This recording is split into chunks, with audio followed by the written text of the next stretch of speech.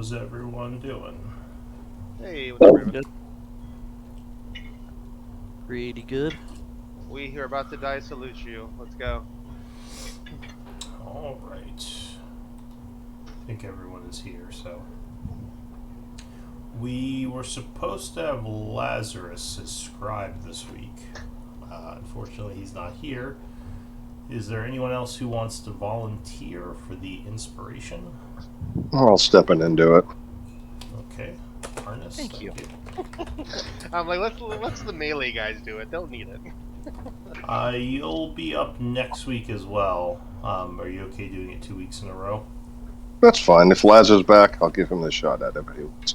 He said he's not going to be back next week. At least Oh, not oh, in that's his, fine. But yeah, we can maybe either trade with someone or Either way. just do it. I don't. Yeah. I don't care either way. I'll do it this week, and then whatever comes down the road. All right, sounds good. So we were at the 60th of winter, 12 o'clock in the afternoon. Let's see. Nathaniel, do you want to give us a quick recap? Do I want to? Can I? Would you be so kind as to? Just Yeah. don't forget at the end where you said you killed the golem, because then it's canon, so it happened. Strange how this so- new golem is now punching him then. As the group continues to open random things, nearly causing all of our deaths, we continue to move on. The excellent strategy and planning has proved us to be well versed in our ability to open and close doors, because we can't really decide that. Arnis and Fitz decide to go and close the stairwell door on their own because that has never come to bite us in the past to go off in that way. They attempt to trap various monsters in a surprise move, and it actually turns out well, shockingly enough.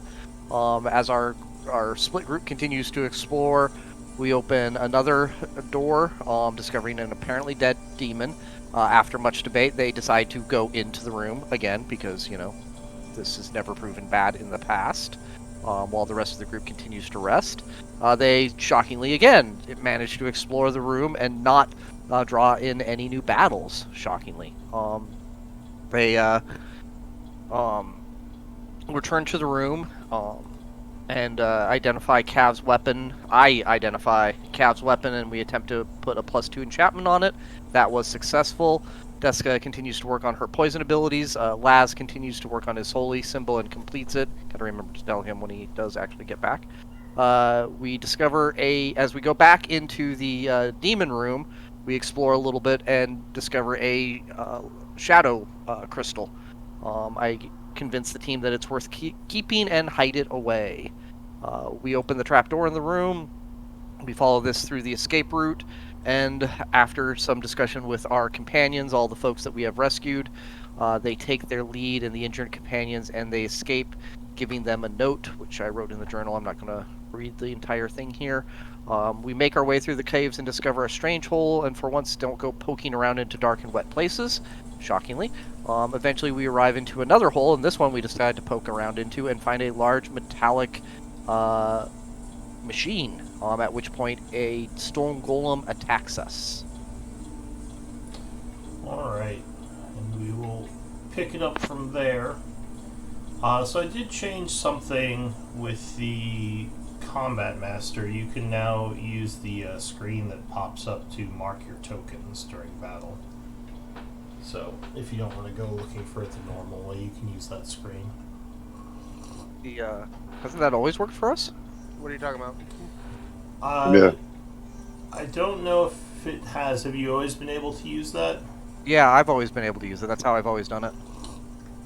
The Alright. little thing that pops up in the chat periodically that you can click on little... Yeah, yeah. It wasn't turned on for everyone, so if you Oh. were using it, then that's fine. The other thing is, I like it. I'm going to start being the torch giver. I found a neat little script that allows me to just put light on tokens and take it off quickly. So Cool. there's a marker now in there called light carried and light non-carried, which you can mark yourself with, and I'll put a light on you.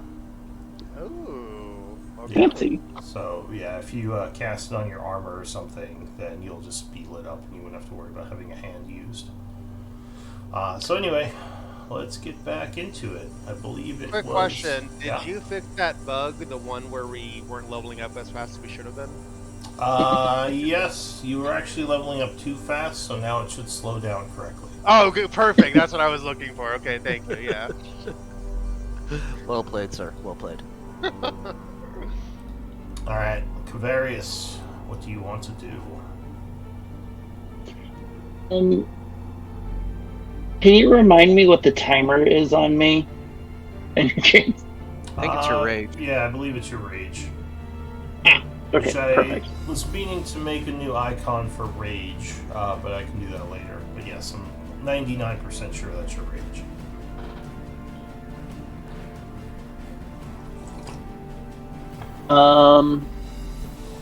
Well, crap. You're welcome for me making him run away from you. Yeah. Oh wait, is it I'm- the slow? Yeah, I think it's the slow from the stone golem, isn't it? Oh, that's right. Remember- Yeah. Oh, are you not raging? I think I am. He is raging for sure, Yeah. but I think the He's timer not, is the. I've never had a token to put on it. Yeah, I think that's slow. So use the green 0 then. It can be the timer. You should see it on the list there. There should be timer and timer 2. At least Okay. until I make a rage one. You got it. So yeah, you are slowed. What do you want to do? I totally forgot about that. So you can either do an attack or a bonus act. You can either do an action or a bonus action. Your speed is half, and you can only attack once per turn. Oh my god. Okay. And you can't use reactions. You can so just be canner fodder. just walk up and dodge. I can't even like get. Well, He Rage loses isn't his gonna matter. rage if he doesn't Yep. dodge. Or if he doesn't attack, he's going to lose his rage, I should say. That's true. so I mean, either way, I'm going to lose my rage. So I will. Invest in javelins. Yep. I'm gonna dash to there. Yep. That'll be my action. Okay. So that is it for you. So your rage would drop, and nothing else. Nope. All right, Nathaniel. Oh, let's see. How far away is he? Oh, at the end of your turn, you can make another Wisdom save for your slow. FYI.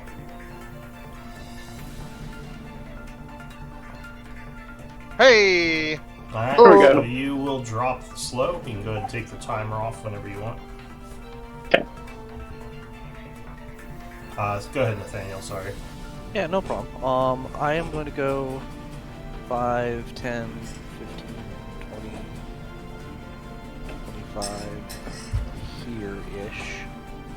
Okay. And then we will... I'm actually going to try to save some of my abilities, so I'm actually just going with my action. I'm going to viciously mock it, saying, "Look at the coward running away!" Okay. So it will attempt a wisdom save. And it would just manage to beat it, so it is unaffected. And then I will bonus action. So you're not actually wounded right now, Cav, right? No. Then I will bonus action.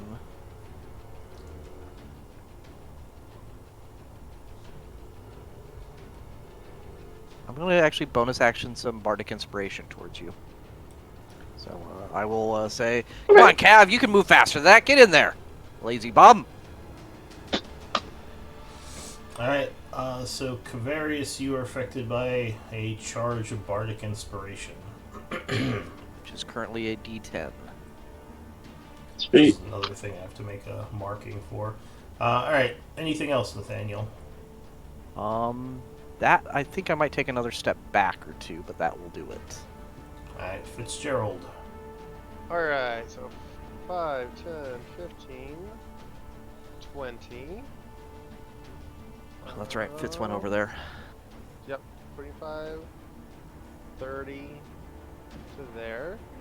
I think I'm going to go ahead and I'm going to bonus action apply Hunter's Mark to this big guy since he's regenning. So, Okay. boop, cast one of those. I'll put myself concentrating. Boom. You could probably set it to just show the description. Or you could just link the description. Or I guess you'd have to link it to use the spell. But alright, so it is marked. Okay. And I think so that's my bonus action. And I think I'm going to hold my action to shoot it when it gets close to Cav. Alright. And that's me. Is there a hold action one I should put on? No. There's not currently a raid action thing. Okay, so yeah, that's me. Alright, so the golem goes. It is going to use its regeneration symbol. As you see the symbol above it begin to glow. Let's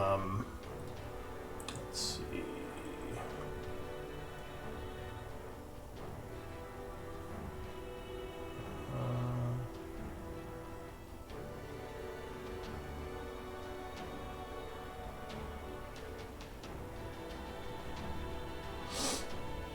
Alright, so it regains 10 points of health. Boo. As you see some of the little things on it begin to, the cracks on it begin to repair. Another symbol is going to light up at this point. And suddenly where is it?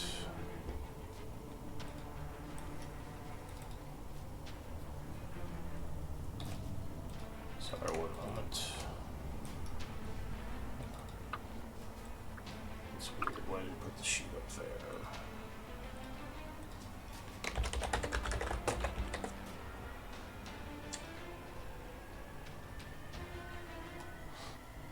So you see magic start to fizzle from the symbol as the symbol vanishes and a lightning bolt shoots out towards the group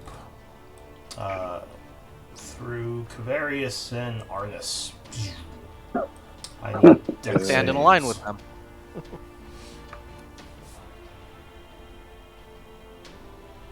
Kavarius, you made it. And Arnis made it. Alright, so both of you dodge the lightning bolts. Arnis, do you have evasion? I do. I just got it, so I'm at 0. Alright, so Kavarius takes 13 lightning and Arnis takes nothing. The golem is then going to rush over this way. Roll for something. Oh, yeah. You see another rune light up again. And it ends its turn. I'm gonna go ahead and pop my ready action. So you're ready to action. You can spend your reaction to fire at it. Yep, and I'm gonna pop my. I'm gonna burn an inspiration point to give myself advantage on this shot. Okay. Boop and boop. So 28. You only take one shot, right? Yeah, it's just doing the elven accuracy whenever. Oh, I have advantage. right. So right. yeah. Yeah, 28. So that would strike. Boop. So that is the magical bow. So you do 14 points of damage with your shot. And I'll mark my reaction right now. That's me. Alright, so Arnis, it's your turn. How tall is the giant stone beast here? It's about 10 feet tall. Damn it!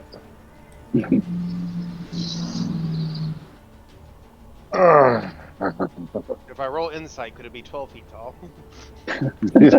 Oh, I want him to say like 20 feet. That way I could cast darkness on its head, and we'd be able to see its legs, No. and it wouldn't be able to see us. Yeah, and it wouldn't be able to see us. We could just chop it down.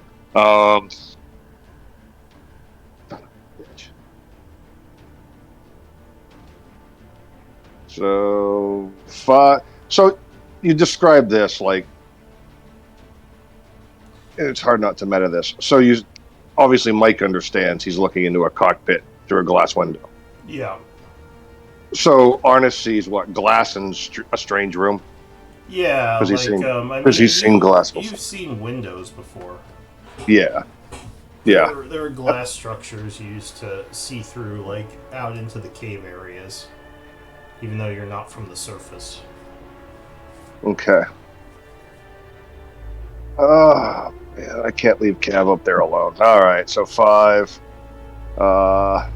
Jump down. Okay. 10. 25. So jumping down would... Or wait, you have a slow fall as a monk, right? I do, yeah. Alright, so yeah, So that- you just yeah. hop down and roll. Oh, Yeah. Hut. That's 30. Hold on, I gotta double check. I can't remember what my movement is. I think it's 45. That's right. Damn thing keeps regenerating. All right, we're gonna go up here 45, and I'm about to get my ass beat.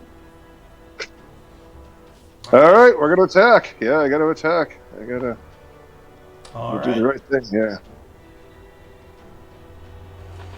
So 15, unfortunately, would not strike. With the first one, you just kind of punch its outer form. 23 would hit the second punch, cracking it. For 16. Nice. And, yeah. And oh my gosh. And I'm gonna Fury of Blows here. I'm gonna burn that key point. We gotta do something about this guy. Just can't keep running around like idiots and do nothing. Yeah, 24 would strike again.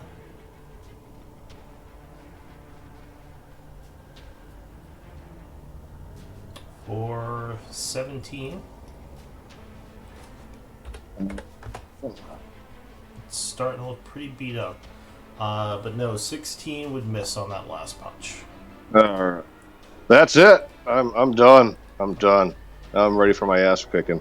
Alright, at the end of its turn, it is indeed going to attempt an ass kicking using a legendary action. It punches at you. 28 versus AC. Oh, that hits. Wow. At least it wasn't a 30. 23 points of damage. I am super wounded now, guys. I'm like barely standing. Alright, Cavarius. Make yourself wounded. I would have healed you on the last turn. Oh, he wasn't I wasn't wounded. Oh, He okay. just took 23, so that was a big deal. Yeah. All right. Do I have We're rage? gonna- Wow, that's crazy. We're gonna rage. Ah! Finish him! We're gonna reckless, and we're gonna do great weapon master damage. Okay. And then I'm gonna. 21 would strike. Oh wait, I don't know why. Yeah, 21 would strike. 24. Okay. A bunch more cracks form. Second attack. 18. Yes, 18 would strike. Doing 22. 2. Alright. So the creature is very wounded looking. But it is still up. And then I'm just gonna 5-foot step here. Okay. At the end of your turn, it is going to punch you, because it did not like that, using another legendary action.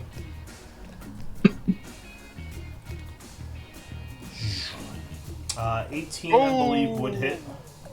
Yep. Oh, wait, no, that's right. Echoes. 21 points of damage. Which is half to 10. Yeah. Okay. Nathaniel. Don't worry, Arnis and Cav, I will save you. 5, 10, 15. Oh. Hey, Lou, my token's frozen, Lou. It won't let me do anything. It looks like it's why? What do you mean frozen? Like if I click on it to try to mark myself as something, it's not doing anything at all. Oh, I just tried to I tried to to. drag myself off and reset it, and it's like I'm just like stuck. You might just want to reload or Okay. refresh. All right, so Nathaniel, you ran up. And I will say, run away again, you stupid stone statue. All right, casting. Oh, sorry, not Bardic Inspiration. Wrong button. What But was yeah, the other one? same with roll, the yeah. -4? Same. Yeah. Okay. Yeah, we can use that roll because it's the same die. Unsettling words. That's what it is. Yeah. Yep. And then, so we're going to chant. We're going to cast at. We'll go ahead and do it at second level again. Dissonant Whispers. All right. -4 DC 16 Wisdom save. How many spell slots do you have left? I have a shit ton. I've used now 2 second levels and 1 first level. So you have 2 second level spell slots I have left? 1 second level left, but I have 3 third level, 2 fourth, and 3 first. Okay. Alright, so the creature will... Burning through my second levels, but I got plenty of others. Yeah. So it will try to make a wisdom save to avoid the magic. 20 minus 4, 16. That meets it, beats it, right? Yeah. So then we will use a first level spell to Silvery Barbs, make it reroll. Alright, go ahead and spend your reaction. Will do. And how many first level spells do you have now? I now have, I believe, 2 left. Yep. Okay. So it makes another roll. So I'll just click save again and use that first number. Who are you giving advantage to? Oh yeah, I would give advantage to Fitz. I think. Wait, Alright. actually, let me make sure he was in range. 40 feet. Yeah, 60 feet range. Alright, so he re-rolls to a 15, so his roll becomes 12 with the 16 roll. And that would fail, so... He takes 10 physical damage and forced to run away from me. Using his reaction. Alright, so he is going to move here, giving you 2 oppies. I cannot take an oppie because I used my reaction. Yeah. I definitely will. I'm gonna use my Bardic Inspiration. Okay. So is it D10 or a D8? Oh. What is it? Might be a D8. I think it's a D8. Oh, yep, D8. Oh, 10-minute time. It works for 10 minutes. I saw the 10. Yeah. So it is plus 5, becomes a 17, which just hits it. Alright, so the 2 of you hit it. What do you do, Arnis? 15. 15 and 24. Alright, so it would break. You do see that it's still repairing itself. The rune is still glowing as the cracks are starting to slowly unbreak, though. That's it for Nathaniel, right? Would I be able to understand the magics that I'm seeing happen in front of me? Well, you know he's regenerating. You can use a bonus action to make an Arcana check if you still have one. Nope. Alright, so that would be it for Nathaniel Fitzgerald. You see it go down, but in the light you would see, especially with your crazy perception, that the cracks are quickly repairing themselves. And it's been noticeable throughout the fight that there's a certain rune on it that flashes whenever it's regenning, or... Yeah, you see like one of the runes. Basically, it seems like the runes light up when effects happen, and one of them on its head is glowing right now.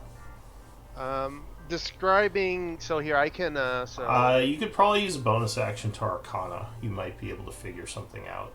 Oh, I don't have it.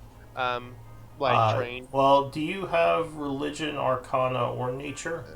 20, 30. So I'm gonna go ahead and use that's my movement just to get closer. I do have nature. So nature is still a study of magical energies. Yeah, so the bonus action, you believe that the rune is repairing it. Okay.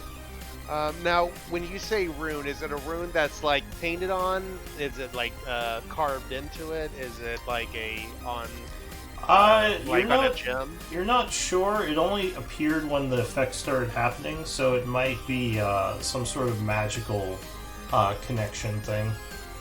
Okay, so then if I go boom, so if I dash Yeah. 40, basically I'm getting to right here next to its head, and I see the rune.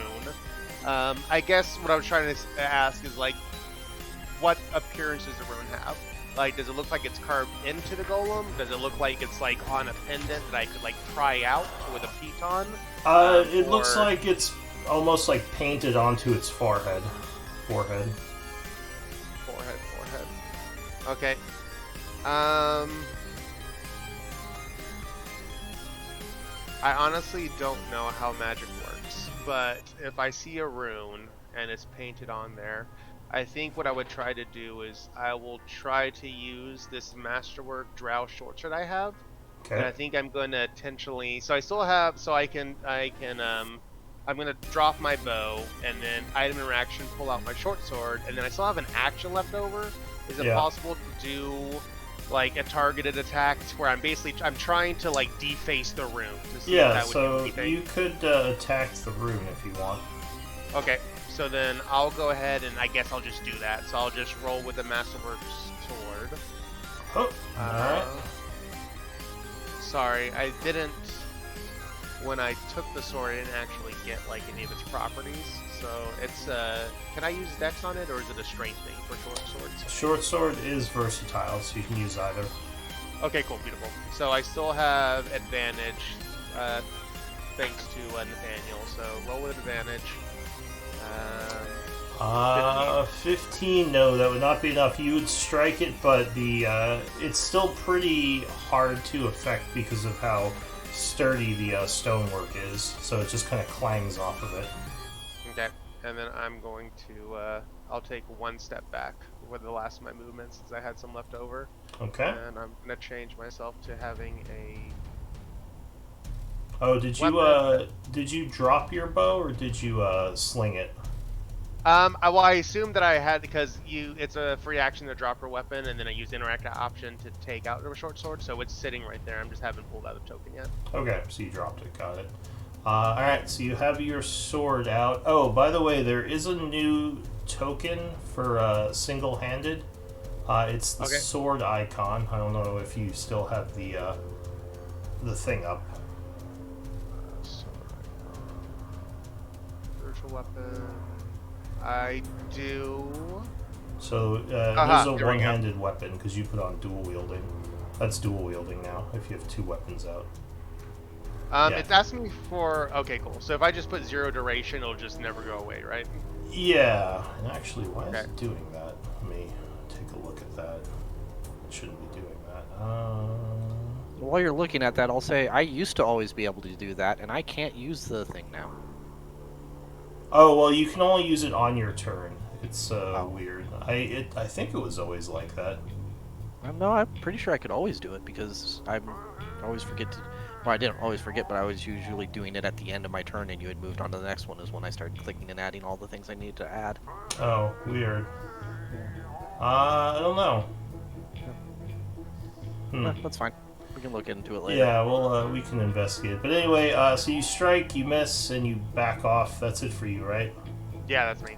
Alright, so the golem will rise. Going up to 10 hit points. As the rune fixes it enough, it is going to... didn't like any of what was happening. Let's see. I think it's going to come over here and attack Nathaniel. This spellcaster protocol goes into effect.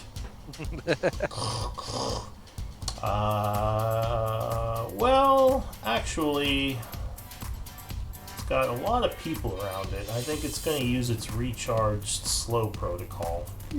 So another rune lights up as magical energy fills the air around it, and the 4 of you need to make wisdom saves. Yeah, made it. Made it. Wow, good rolls. Is this a charm? No. Okay. Made it. And... Hey! Alright. Fuck you! All of you make it. Good job. That's it for the Golem's action. Arnis. Yeah. There's only one thing to do. Try to beat the shit out of it again. Okay. That didn't work. Bap, you punch it, nothing happens on the first. 23 would connect on the second. I don't know why I just did that. I think I probably just got sticky fingers. 12. Alright. It cracks and falls down again. Though, as I said, the rune is still glowing. Anything else? Cav! Yeah, Cav, smash the shit out of its head! That's what... And, is it big enough that I could jump on top of it? Yeah, sure, while it's prone. That would be fine. Yeah, so I just want to step on its chest and I want to pop over to here. Okay, so That's yeah, my turn. It's just difficult terrain. Yeah. Cavarius. Well, I was told to beat the shit out of that rune. So that's what I'll do. Okay. Ooh, no, none of those would hit, unfortunately. Even though the thing is lying there still, you just kind of clang off of its head, as it was too armored. 23. Did you get an... Oh, right, second attack. 23 minus 5 is 18. That would barely hit, so go ahead and give me a damage roll. Alright, so the second swing comes down and smashes the rune, and the regeneration seems to stop. And things go quiet. What do you I all... punch it again. Fucker. Alright, you punch the statue again, and it continues to lay there motionless. But I feel better. The legendary action from the grave punches you back. Are we out of combat at this point? Yes. Okay. Whew. So, Help. Okay. yeah, things are quiet. People are looking pretty beat up, but the group is alive. That was So a lot this of is- fun. We should fight these more often. Yeah, we Sure. should. Why is Fitzgerald or Arnis charmed? He did Oh, that, you Fitzgerald did. did. It's the half heart, not the charmed heart. So, there's a list of combat master things that pops up someplace. Somebody want to tell me where that is? Because it would be so much easier. When it's Um, your turn, it gets Jesus. whispered to you. Yeah, when it's your turn, it should pop up for you. If you scroll up, you might see it. Otherwise, you might have to manually do it. Oh. Do you mind, Unfortunately, before you end the turnover, Lou, can you move it to the next turn just to see if I can apply things? yeah, sure. Okay, so yeah, it does work while it's on my turn. Okay, cool. Yeah, Because I'm unfortunately, always trying to. there's as far as I know, there's no way to make it, so I could just show it to you all and you use it. So I think it only lets you do it on your turn. But anyway, yeah, you got it. That's the There we go. Alright. all right. So was this thing when we first came into the room from the west and it was up here, looking around in this area, did it come out of something? Like, was there, or was it just, as far as you know, just standing here the entire time? It may have just been standing here. Okay. Can I take some time and examine it, see if there's any, well, A, anything valuable, but B, also if there's any clues to its origin, like who may have built it, relationships to anything I might know from history? Yeah. So, I mean, you can give me an Arcana check to know more about it, as stone golems are arcane creations. So the stone golem is generally a guardian that powerful magic users create. It's not always made by wizards or arcane users, but Mostly, it's created by those who practice the arcane. It's pretty dangerous. It is an automaton, so it just does what it's told by its caster. It doesn't really have any free will. You know that this one seems a little bit different from the other ones that you've studied. It seemed a lot quicker, more agile, and it actually had magical spells like the lightning bolt. So it's definitely a little bit out of the ordinary. And then is there anything valuable I find on it? It doesn't have anything obvious, though you can try to collect its essence with an Arcana check if you want to take a minute. I will take a minute and do that while the folks continue to try to understand the mechanical contraption with their low levels of intelligence. Fair enough. I was just standing here waiting for you to shut up so I could tell you what I saw, but that's okay, Nathaniel. Continue. I'm not talking. I'm just examining. I'm just. You just see me. That was that kinda- character. You don't know what he said. I was just in my head. Oh, I thought you said while the others are looking for the low No, that level. was Oh, just in my head. oh, that was you, thought not the. bubble. Okay. Then Yeah, I that don't was say just a that. thought bubble, like that was just. You might know that Nathaniel is. Can I get a deception check to see if he actually vocalized that or he actually remembered to just think it? He just randomly spurts out insults. Yeah, he even insults you in his brain. That's how he There. thinks. Could you please Alright. pass potatoes, idiot? What? Yeah. 21 deception. That's like the lowest I can roll. Yeah, he's Nathaniel is making faces, which means he's probably insulting you in his brain, but you don't know that for sure. Yeah. And then do So, we get any essences out of it, or do you want to wait? so you are starting to examine it. Is anyone doing anything else during that minute, or should I just pass it and have him get the? Hold on. I gotta see how much. I'm investigating this monstrosity. The ship. All right. So that's gonna take a while. So I'll do Nathaniel first. Yeah. I swear to God. Sometimes I hate you. Roll 20. Sometimes I hate you, the odd. We know. Alright, so you would have gotten 60 gold pieces of stone column essence. 60 gold pieces worth. Got it. Which, yeah, as usual, would require its own receptacle if you don't have one yet. It's technically my last one, unless you would allow me to buy one off of Deska, which you've allowed me to do before, which he's done before, but yeah. The last one I actually have. Yeah, can we use Desker as a healing pilling well? Deska... Let's see. Deska give me a roll 20 sheet, or is Deska beyond character? Oh Should no, be it looks roll like 20 'cause there's you made not us a roll 20 migrate. sheet. Let's see. Deska... How many vials does she have? Oh, if you need a vial, I have 2 vials. I can just give you one, Nathaniel, so we don't have to mess with Deska's. I stuff. technically have one, but yeah, if you don't mind, give me one just so that I have another as a backup. I'll give Yeah, you a gold no. piece I for it. don't see any vials on Deska. She might use them all. Yeah, maybe she's used them all. Yeah, let's just say that before I walked Okay. away, you asked for it. You don't have to pay me. I'll just hand Okay. you a vial, then I go over to Appreciate you and check out the machine.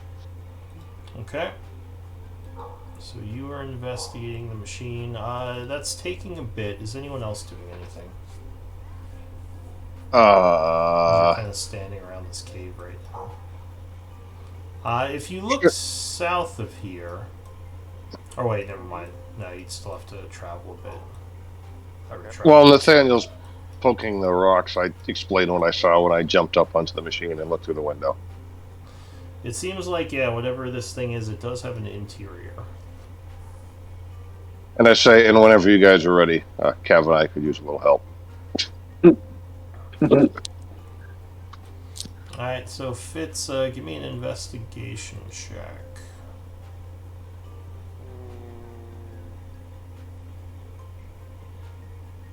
Okay.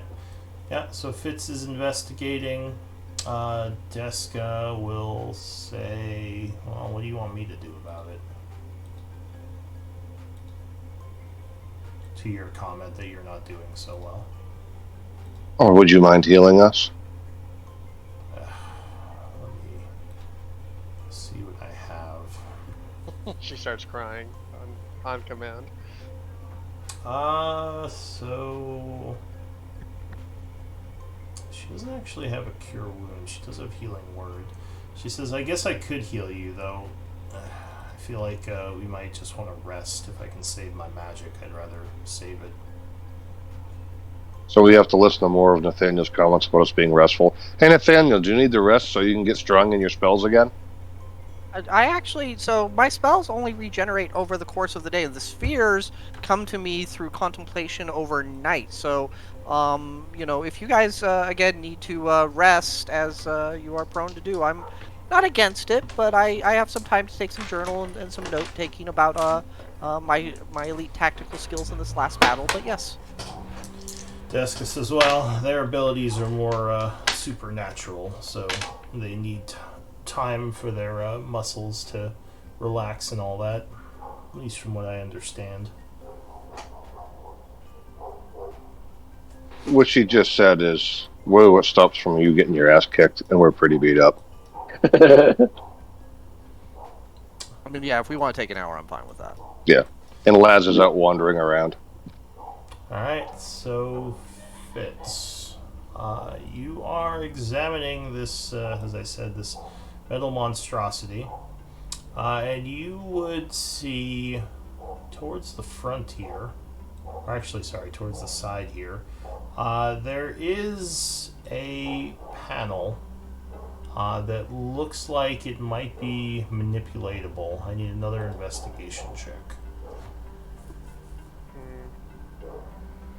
Okay, so you figure out how to get the panel open, and it looks like there is a lever inside that is currently in the up position. It says something on the lever. There's a marking there, though you probably don't recognize the language. At this point, I would assume, because Nathaniel's task was faster than mine, that he would be done at this point, so I would call him over to see if he can find a way to decipher this language. Yes, you of course need my assistance. That is not shocking at all. I And pulled the Nathaniel lever became an before he gets asshole here. recently. I'm sorry. As he starts saying that, as he walks over and says it, I just pull the lever. I'm like, fuck it, I'm pulling it anyways. Alright, so as you pull the lever, you see what looks like a ramp suddenly come down off of the side of the thing, and it looks like you can walk up it to enter this thing. As I No, go ahead. Go ahead. I was gonna say, as I get there, do I recognize the languages there? It I speak Common, Dwarvish, Halfling, Orc. probably not, though. Actually, Arcana, Religion, or Nature might tell you something about the language. Ooh. I'll also roll then, because I was assuming this was like history kind of stuff, since it's old language, I assume, but if I can use nature, then I would I use try the to roll. Staff of Charming to cast Comprehend Languages on myself. Yeah, you can do that. Okay. 5 charge. Well, So yeah, you use a charge. Do I need maybe I just decide if I want to add Comprehend Languages to Combat Master. Probably not. It might be good to have some kind of marker to know that you're under the effect of that, but that's more something you can keep track of because it's over an hour, so I'll ignore this one. I try not to use it. Okay. So yeah, you cast Comprehend Languages, and the language says the up position, which it was in, is basically says locked, and the down position is open, which is what he just did. You clearly deduced this is locked and open. You're a credit to your family, Fitzgerald. I was hoping you would say race, and then we could really get into it. But no, okay. So with the investigation, so like I assume I was like, walking around it, like feeling the exterior, like looking at all the like protruding thingamabobbers. This is all, I can deduce that this is all made of metal, right? But would I be able to discern like what kind of metal it is? What kind of alloy it is? Yeah, so that would probably be... Do you have blacksmithing? I don't, sadly. So you probably wouldn't recognize the metal, although Nathaniel, well, I don't know if you said anything out loud, but you know it's definitely different from the metal that your sword is. Yeah. It's not steel.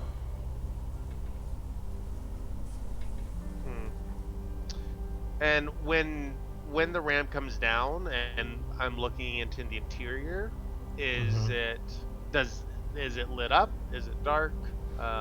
Like, what's the initial impression? It is dark inside.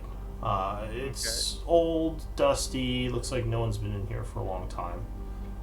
Does the air just feel stagnant, like that quality to it? Okay. Would oh, sorry. No, I'm go ahead, Nathaniel. Would so I know identify is usually used on like objects I can hold, but could I like attempt to identify this as I hold on to it, as I look into its nature? You mean the ship as a whole? Yeah, the ship as a whole. I can. Well, I was just reading the spell, and it doesn't seem like and it this would is be a limited in that very way. large object. Yeah. So I guess you could. Yeah. And you can use identify on creatures as well. I mean, that's not applicable, but I never realized that before.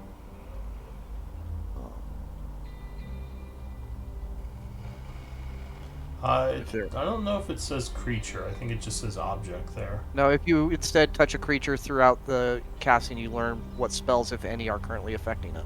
Oh. Never realized Yeah, that. I guess if you used it as a spell instead of a ritual. But yeah, so if you want, you can use identify. It might give you some more information. So yeah, I would kind of step over here and start just kind of slowly stroking the metal beast. And so you're gonna take 10 minutes? Yep. Alright. I can still be doing the short rest during all of this, right? Since this is an exertion. Yes. Yep. Alright, so you start casting your spell as a ritual. Yep. Some more time is gonna pass. Does anyone want to do anything, or do you want me to just pass the time? I'm just sitting here next to Cav meditating. Alright, so I will go inside just to peer around. At this point, I need a D10 roll, or sorry, D20 roll. I'll do it. Okay. Lucky 13. Yeah, the cave remains quiet. Fitch, you kind of walk up and into this thing. There is definitely a hollow inside and several areas of the ship. It looks like in the back there is sort of a storage area. Also, there are several strange looking, what look like pedestals that you're not sure what they do. They are next to like windows kind of at the sides here. There's two windows looking out, and like I said, they're kind of strange pedestals there. There's a window looking out the back. And up front, it looks like there are more of those strange pedestals. And what looks like a kind of like a cockpit area, where it looks like there are some strange mechanisms that you have no idea what any of this means.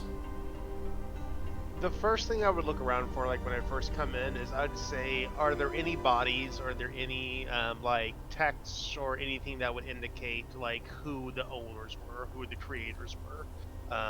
Books, texts, bodies. There are markings around this place. It looks like more of those strange, or that strange language that was on the outside. None of it makes any sense to you. Yeah. So I can read it before. Would I know what language it was? Yeah, but you're not in there right now.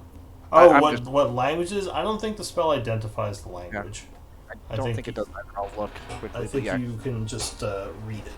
Yeah, fair enough. So yeah, go ahead. When you say pedestals, I always think like, Lost Ark, where there's like this pillar and then the pedestals where something normally is lying on top of it and there's nothing there. Is that what you mean, or what do you mean by pedestals? Well, pedestal is like kind of like a half pillar that usually something is placed on top of, almost like a Yeah. podium. But none of these pedestals have anything on them. They're just like these weird, like metallic protrusions from the floor. It looks like something is supposed to be placed on them, but you don't know what. How many, how tall are they? Are they like a foot up? So like, They're you like could step on them? they're like 3-ish feet, like up to your waist maybe. Okay. All this is Greek to me, so I know Nathaniel's. I saw him out there, caressing and chanting. So I kind of assume I've seen him do this before. So I assume he's doing his magic mumbo jumbo. So I guess if I don't see anything like tangible that I can put my hands on and bring out to him, like books or literature, or I don't see any bodies, I would go into the storage area, and I would just like look around to things that aren't, things that aren't part of the ship, because this monstrosity, I'm gonna keep calling it, because I'm not trying to mess with it, but I am gonna look around and see like, are there clothes? What are they made of? Are there like, tools or weapons? What are they, like something that I can put my hands on? All right. So one thing that you also would have noticed that I forgot to mention is the ship itself on the outside, when you were looking around, seemed like it was kind of beat up, like as if it had maybe been in some sort of combat. There was lots of dents and like kind of small tears in the outer hull. On the inside, if you're looking around the storage area in the back, you would find what looks like some kind of stone box, like a like maybe looks kind of like half of a coffin, with a stone lid on it. That again, there's more of the writing on there, and yeah, looks like it is currently closed. I would wait then. I would wait. I would like, at this point I'm not going to play with fire too much. So at this point, I would wait for Nathaniel to make an appearance. So I'll just Harness keep and looking Cav around. to just pop it open and with fire. Yeah. There's also a panel back there, which investigation might tell you more about, if you want to investigate it. Finally a bad roll. So, it looks like this is supposed to open, obviously being a panel, but you're not sure how to open it. At least not right now. You're kind of pushing on it, pulling on it, trying all these different things, but it seems like it's sealed. Okay. I guess that's while I'm waiting for Nathaniel, that's probably what I'll like work on whenever he's done. Is I'll just continually try to get this panel open, since it looks like it's supposed to be open, so it shouldn't trigger anything. And Okay. I'll just be doing that while others do other things. Alright, so time is passing. So I would like, before the short rest completes, the 10-minute identify would complete, and I'd like to, before comprehend languages ends in an hour, I'd like to go inside. So just saying that DM. Yeah, no, you're still mid ritual of identify. But the 10 minutes would pass if Arnis and Kavarius are still just standing out there. And you would get that this is some sort of transportation vessel that can move through stone. Would I get any magical instances from either its creation or it having any magical power? It's definitely magical. And actually, investigation, or not investigation, Arcana might tell you something else. Identify just doesn't tell me? Not this. Identify tells you magical properties, okay. So yeah, you don't get much more from the identify. The specifics of how it works might be something you'd have to figure out, like how it tunnels through stone, but it's, yeah, you kind of figure out what it was meant to do, which is basically just that, be some kind of underground transportation creation. The technology to create something like this is far beyond anything you've seen. This is quite an impressive construction. Let me go see what Fitzgerald is doing. Have you broken anything yet, Fitzgerald? So yeah, inside you would see things similar to what he sees. If you go towards the back area, there is the storage. You would see the panel, which is marked as engine, Okay. that he's trying to open right now. Ah, why are you trying to open the engine, Fitzgerald? No, it's a panel, and the last time I opened the panel, there was a lever to pull, so I figured, you know, who knows what's behind this one.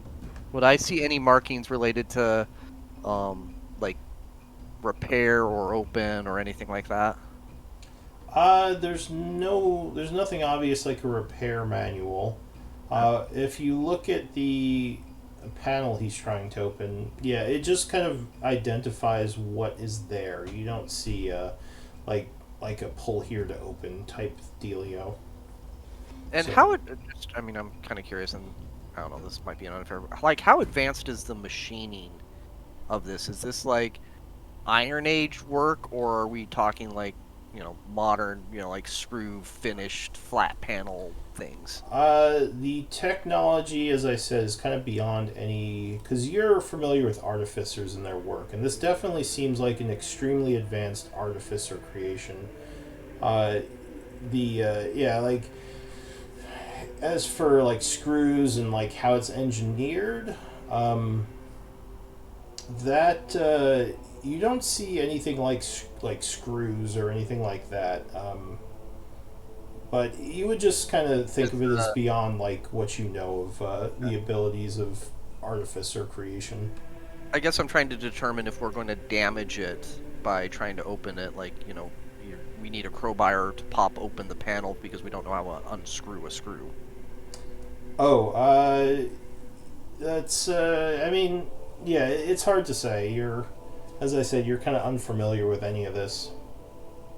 I'm gonna. Okay, well, if you want to keep opening that, go open. I'm gonna go look for instructions. So Before you walk away, I would say, what does there was the box here in storage. I would say, can you decipher that for me real quick while I'm still working on the panel? So I look at the. I think it as a coffin. Yeah, so you look on it and it's marked weaponry. Ah, well, there's nothing of value in here. I'm joking. I think there might actually be weapons inside. Can you? You have the. I know you're. I don't see our thief friend around. Can you check to see if it is entrapped? I take a second. I stop looking. I stop working on the panel, and I look over at him and I look at everything around us, and I'm like, I don't know if I'd be able to recognize a trap, like, in something like this, but I could give it a shot. But Jessica walks on board. She says, "Did someone say trap?" Yes, we definitely said trap, not thief. Well, I assume you want me to take a look. Yes, please. She just sighs and walks over. She kind of bends down over the box and takes a closer look at it. She says, "I don't see anything, although this looks like it would be tough to open." Yeah, I think a crowbar and just some strength will get this open. I don't see any type of any reason why it would blow up or anything like that. Would you be so kind as to get our horse companion friend to come use some of his brutish strength, perhaps? She walks over to the ram and says, "Arnis, Cavarius, come on, get in here." you say to the ram? Ram. We're just changing his. Oh, okay. I think we're just changing his race every time. Horse, ram. Out of curiosity, do you still have 1 level exhaustions, Cab? I sure do. Nice. Okay. Yes, and I don't know why it's not marked. I will mark Would by the time all this interaction happened, would I have gotten another chance to open this panel or open the panel? You're not sure how to get this open right now. Okay. You could try to force it with the pry bar, but it might not be the best move. Oh, I thought that was the take 10 minutes to try again. I thought that's what I was in the middle of doing while he was identifying. Or is this just make a roll and I don't know, so then I have to do something else to try to open it? At this point, what's your investigation? Passive? Yeah. Is it 10? Is it 8 plus proficiency, or is it 10 plus? It's 10 like plus your score. So 18 is my passive investigation. Yeah, so you're at this point you're not sure how to get it open. Okay. Then I'll stop working on that and I'll watch Cab do Cab things. So what's what's your care or lift capacity, Cavarius? Lift capacity. Yeah, like how much can you lift? Which I think is 30 times your strength. More than 18. So Okay, so you can lift a lot. So you walk over and open up the stone case. yep, that's what they're asking me to do. So inside the case, you would see that there are 6 crystals, 5 of which have shattered and are broken. Only one of them is intact. Does it look like the crystals we found elsewhere in the temple? Like the elven crystals we found once upon a time, or The different? soul The crystal soul that I had. crystal? Yeah, one of my first- No, it doesn't look like the soul crystal. It just looks like a clear crystal that. I mean, it's crystalline, so it has that in common with the soul crystal. But other than that, it looks different. Said they're all broken, or there was There's one remaining. one that's still functioning. It looks like, or isn't shattered. Would you mind handing that to me so I can identify it? Can I have it back? Well, I will tell you what it's about, and then we can choose what to do with it that's most appropriate. Fine. I'll hand the one that's intact to him. Okay, so you're gonna do another 10-minute ritual. I will, but first, can I spend just a couple minutes and go look for any obvious writing at the front? Yeah. So there's a couple of things up front. The easiest to notice is probably some sort of what looks like a square contraption that's kind of near where the piloting area is. It looks like you can open it up, and it says energy source on it. It's easy to open. I pop it open. Looks like it it's is empty currently. There's a little like cubby hole inside where you could put something, but there's nothing in there right now. So I hold the crystal for a moment. I look at the hole, and I'm like, give me a couple moments, but I think I have an idea. And before I just jam the crystal in there, I will cast Identify. Or slowly cast Identify, ritually cast Identify. Alright, so 10 minutes pass. And you're identifying the clear crystal? Yep, the one, there was only one that wasn't broken, right? Yeah. So it looks like this is some sort of channeling object that can channel magical energy through it to create blasts of power, almost like an eldritch blast. Interesting. I would explain that to Cav and say, I am willing to give this back to you, but I'm not sure, other than it being shiny, what you would do with it. Fine. I'll just walk away from him. Sorry, Cav. It's all right. And so I would, have we finished the short rest, or how far into the short rest are we at this point? You're 30 minutes into it. It's 12:30. Yeah, I'd deal with comprehend languages up. I'd spend a few more minutes, like looking for a glove compartment or anything that might have a more details, and see if, like, specifically, I'm looking if there's an on button or a start button or something like that. So there's no glove compartment. You would find the pedestals I was talking about, Fitzgerald. I think I said there was 4 of them, and they are each marked. What would it say on those?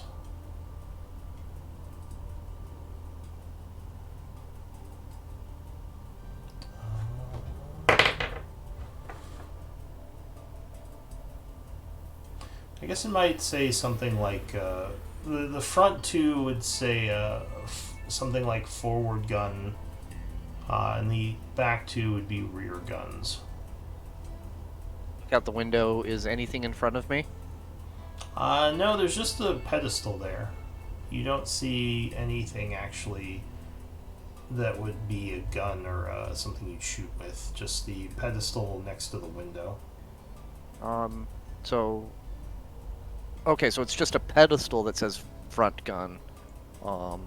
It's not like a button or a lever. Yeah, the translation might be weird. It could also it says forward weaponry and rear weaponry on the two front and back pedestals.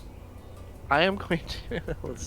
Since everybody else likes to try stupid stuff, I am going to place the crystal on the pedestal and attempt to channel arcane power through it to see what happens. So the crystal just sort of lays there.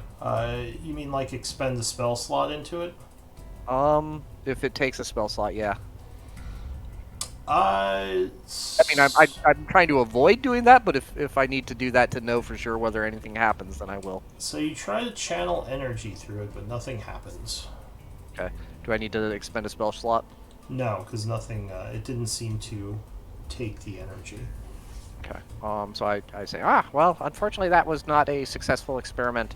And I kind of would then, in the very Nathaniel way, relay to anyone who's listening and watching me, convey what I've discovered and kind of my thought process here on the crystal being a source of power, and clearly this machinery is missing power in various ways. So the other thing you discover towards the front is kind of lying next to the cockpit area. There is a large tome that is written in that strange language, but because of your spell, you can kind of read it, and it seems like it is a bunch of schematics combined with information on how to work this thing. And I would explain to them, this is quite the large tome, though, so it would take me a good long while to read everything here. So it takes 1 minute to read one page of text. So we're probably like 20 minutes left of this short rest, so I'd probably spend the rest of the 20 minutes kind of seeing what I can learn about how to operate it, or, I'm not reading it from cover to cover, like going page by page, but I'm skipping around, seeing if I can find any useful information, like on the engine that Fitz was trying to open up, how to power it specifically. Give me an Arcana check. Yep.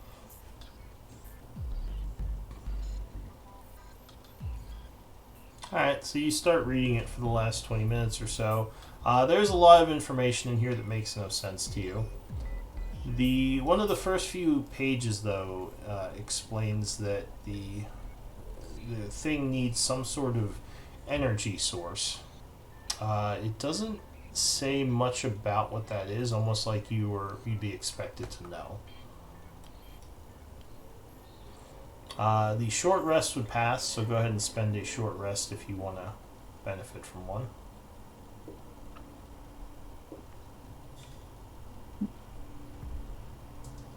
And you can use, hit dice, whatever you want to do with your short rest. So it is now 1 o'clock. Can we take 5 minutes? I need to use the restroom and go do something very quickly. Yeah, we can take a short break. Be back at like 12:20-ish. Yep, that works. Be right back. Thanks, folks.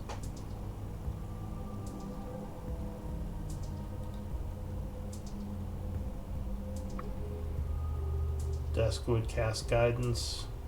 No, Deska forgot. She's busy with something else right now. She's microdosing over there. Yeah, she's like, what is this thing? Too interested in the spaceship or underground ship. Also, I forgot.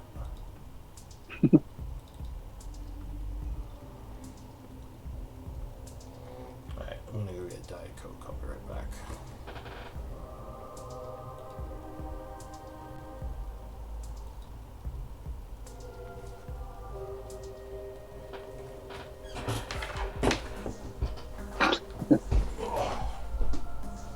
We have an audience member.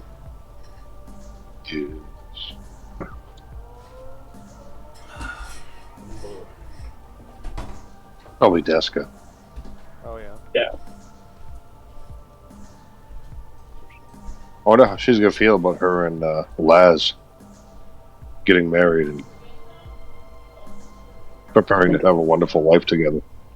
I think they'll be really happy for themselves. They should be. Yeah.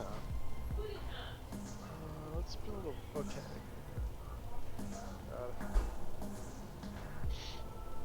I take it the hit dice thing isn't always smooth with roll 20. No, it's not. I rolled one hit die, and it came up with a 16. I'm like, well, that's impossible. Well, it adds your con mod to it. Okay, yeah. So 8 plus 0 is 8. Actually, maybe it's 8 plus 1. Hold on. Yeah, 8 plus 1 is 9. So I'm like, okay, that can't be right. So after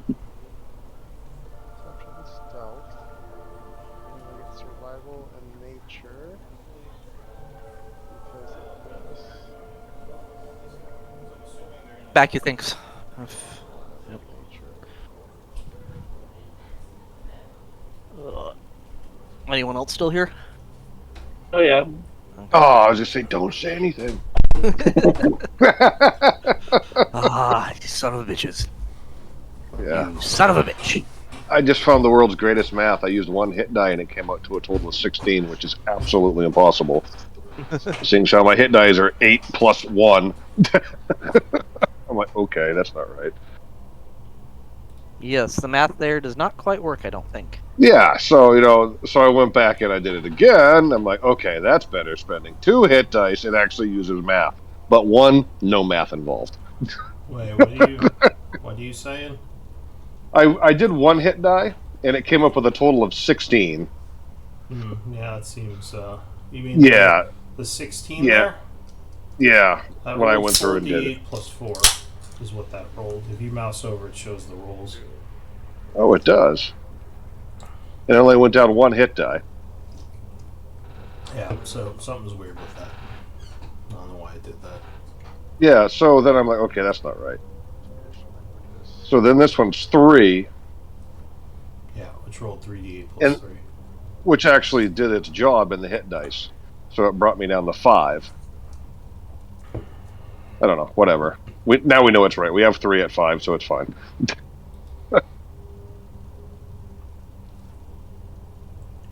Looks like Deska is watching the stream. Yeah. No, that's Mrs. Laz. Oh. Oh yeah. This is They're getting how it married. is.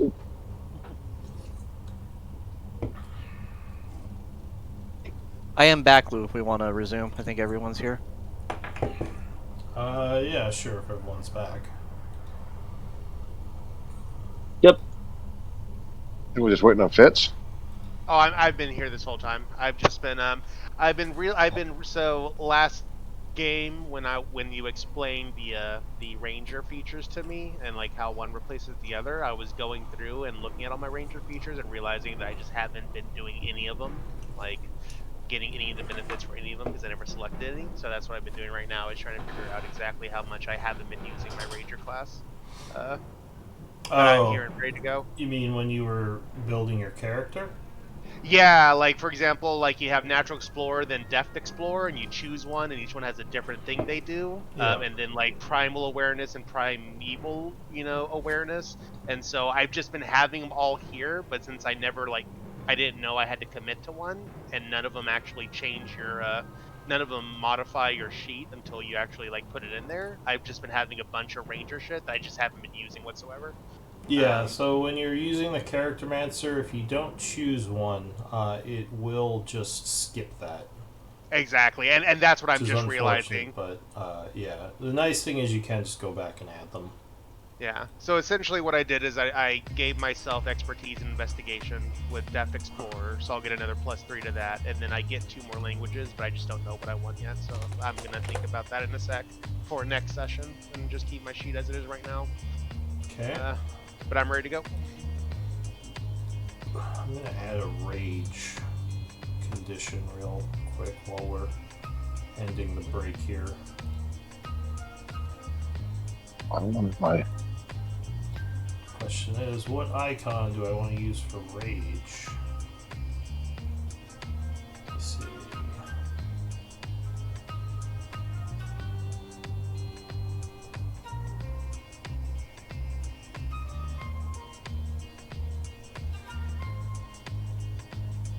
Jesus, that was arduous.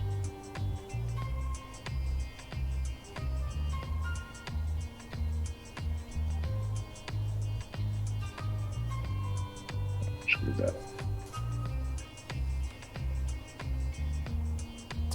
Guess I could use the strong man.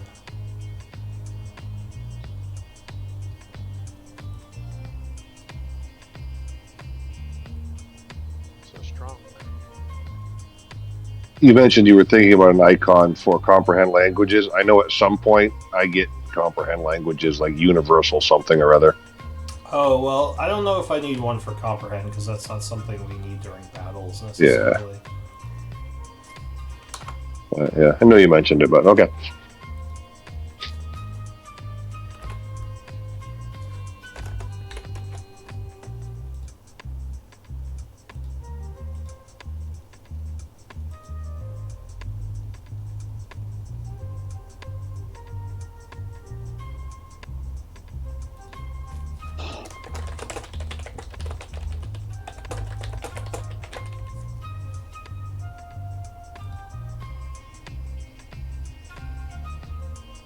Okay, so there is now a rage icon for raging. Sweet. Yep.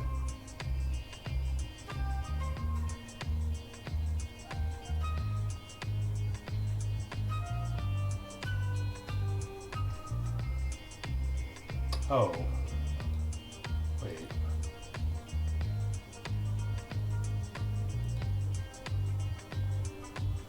Okay, good. That does work. Alright, so where were we? We just finished a short rest. It's 1 o'clock.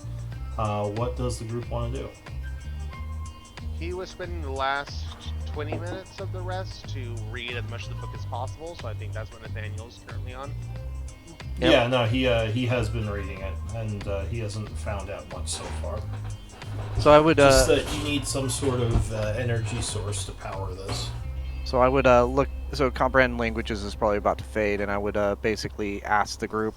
I could spend the rest of the day here trying to learn and explore how this machine operates. Do we wish to continue in that endeavor, or head towards the camp? I think I think like we did really well with not getting distracted, and I think that this is a distraction at this point. If you want to bring the book with us, and in case somebody else finds this, and that way they're not able to, and we have that one power crystal, we can take those with us for now, and then we can try to mark this so that way we can find it again, if we, survive the cultist thing. Yeah, that would be my plan. Would be to take the book with me. But yeah, I'm good with that plan. So if we die, then they get the book, and then they'll have the super weapon. They'll have the transport. I'm gonna just call it book on tunneling machine, unless you want to give me a better descriptor there, Lou. No, that's okay. That's fine for a description. Owner's Manual, 1997, Honda Civic. Yeah. It's underground Honda Civic. Yeah. So yeah, with I don't know if anyone made this yet, but actually, history might also tell you something about this. If anyone has history. I am rolling for shit. Yeah, you have no idea. Definitely some kind of weird old piece of machinery, extremely advanced, that looks like it has been pretty dinged up in some kind of encounter. But yeah, you don't get much more out of it. If there is a way to power it, it's not obvious. Whatever power source it uses, you do know that you have the shadow crystal. Well, I did think about that, but well, I actually wasn't bringing it out because I didn't want them to know it was that powerful. Yeah, because you know that is actually a magical power source. You don't know Oh, if I it would knew. work with this thing, but that's the only other I- thing you could think of. Nathaniel was aware of that, and he chose to not do that at this time with this device. All right. Well, what does the group want to do? We put it in Itself. there, it becomes sentient. It's an evil tunneling machine, just murdering millions. I say we head south. Gray the player. Wait, no, you said Gray the player. Anything Gray knows, he'd know about. Nathaniel would know, right? Yeah, but I think when you first found it, you knew that it told you with your role that this was some kind of energy source. Yeah. Oh, you definitely told me that. Where I was going with that is, I also know they can go boom. Yes, they can explode. That's true if they're jostled around too much. And that one is already cracked, isn't it? It's seeping crap. Yep. Yeah, No, it's go partially ahead. Just cracked. put it in places. It's fine. I have not shared with you guys that these things can go boom. No, you have not. But the fact that it's cracked doesn't mean it will explode if you try to use it. It just means it's leaking, so it means it won't last as long as a power source. Although power-wise, these things can last hundreds of years. They have lots of energy. Yeah, no, that all of that Nathaniel was aware of and was deciding not to use it at this time on this machine. Okay. So you're taking the book and heading south? I think so.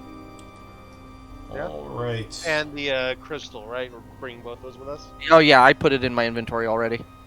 And then once he gets off, I guess we would do our best to close the panel and maybe, just do close you close have the some ramp. place to put this crystal that is not going to break it? Kind of the same place I would have put the soul crystal. Basically, I'm wrapping them in cloth, and I've got my little side bag. It's Okay. not great. As long as you don't get punched or beat up, you should be okay. Just put them together. Wrap them together. See what happens. It's like Christmas Yeah. ornaments. You just throw them all in a box. They're fine. Yeah, that's fine. All right, so the group is heading south out of this area. Yeah, that's the most likely way because we're still going southeast. Is all we know, right? Yep. So you continue on through the cave. A little while later, you would come back into some kind of underground, kind of more carved out area that looks like it's partially caved in. Again, it looks really old, dusty. It looks like no one's been here in a while. It's filled with papers that are kind of rotting away, as well as some that are still in decent condition. It looks almost like a partial library. You would notice off to the side a table that looks almost like some kind of alchemy area, or alchemy table, like a potion crafting station. Though it looks like there are several vials filled with ink here, and it looks like a bunch of old scrolls in ivory tubes. Is the ink still ink? Yes, which would make you think it might be magical ink, because regular ink Oh. would have dried up a long time ago. I take it and give it to Deska. Jessica says, "What are you giving this to me for?" She's always begging for ink and paper. Yeah, I mean you're not wrong. Every time she uses paper for something, she's like, "That's expensive." And she looks at it. Does she microdose it? Roll for insight. Drinks it. No, Or Nathaniel would speak up as well and say, I could use some additional supplies here, and I'd be curious about these scrolls to see if there's anything of value. so she looks at the ink. She says, well, this probably isn't normal ink. It's just been sitting down here for as long as it has been, so I don't know if I want to use this to write things." Yeah, I would be interested in that if you would pass it over here. So I hand it to Nathaniel. Shrugs and passes it over. So the scrolls down here. Are you gonna open up some of these tubes and look inside? Unless everybody's forcing me to move along, yeah, I'm definitely exploring this space. Oh no, we'll explore, yeah. But Deska did say in Discord that she drinks the ink, so we're gonna have to take that back from Nathaniel. Oh wait, No. are you drinking No. the ink, Deska? I'll take that as canon. I need a confirmation on that. You keep Just- exploring. I'll let you Wait, know if she did responds. she say that? I don't see that in No. chat. It's Didn't under main chat, but she just said Lamau no, so no, she's not drinking the ink. Jester of the Blue Tongue. Yeah. Yeah. Huh? How did I see that on Twitch? That's weird. Oh, she's doing it under Discord main chat. Oh, Discord. Okay. All right. So nope, never mind. Not drinking the ink. Oh wait, my cat wants out. Why did you come in here, idiot? Get out of here. Okay. All right. So you're looking at the scrolls. Actually, let me just give me one moment to check something in my notes here.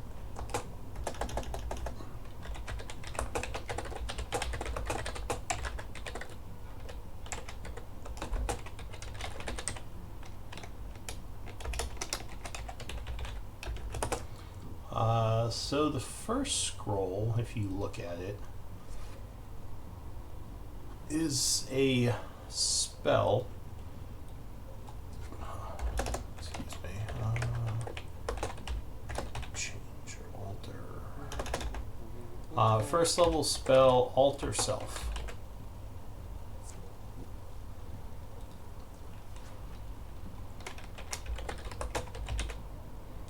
So yeah, that's what the first scroll is in the Ivory Tube. There are 3 others. Just realized I'm supposed to be taking notes. You are. It's fine. The nerds did nerdy things. That's about all we've. Yeah. I mean, we killed the golem, and then stuff happened. Right. And we nerded out in the tunneler. Yep, nerds were busy with the tunnel.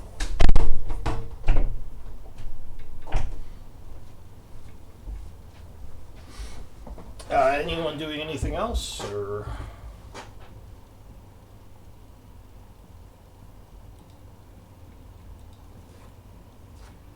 Or wait, I was just muted. I guess no one. How long was I muted? For a very long time. Very long time. Oh. You said your cat. You needed to let your cat out, and Oh, then you geez. disappeared. All right. Sorry. I was wondering. You're like, I'm like, why are you motherfuckers not answering? What the Like- hell? yeah. Well, you were I'm kind thinking of. that. Yeah, you were kind of answering, so like I was like, oh, well, they're because you were talking to things like that made sense with my questions, so I was like, kind of like, are they half paying attention to me? Like, all right. Anyway, sorry about that. I just thought you had a really big cat. Yeah, it's just wrestling the cat. Get out of here! No, I was asking. So you opened up the first set. Did you hear what the spell was? I did not know. We No, didn't- nothing. Okay, so the first scroll that you opened was Alter Self. Ooh, okay. The first level spell, which I believe Nathaniel can use. Yep. And there are 3 other scrolls there.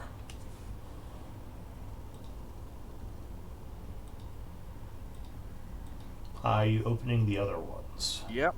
Sorry, I'm just typing as you. Alright, so you open up one of them. It is the spell Illusory Script. There is a third one there, which is also an Alter Self spell.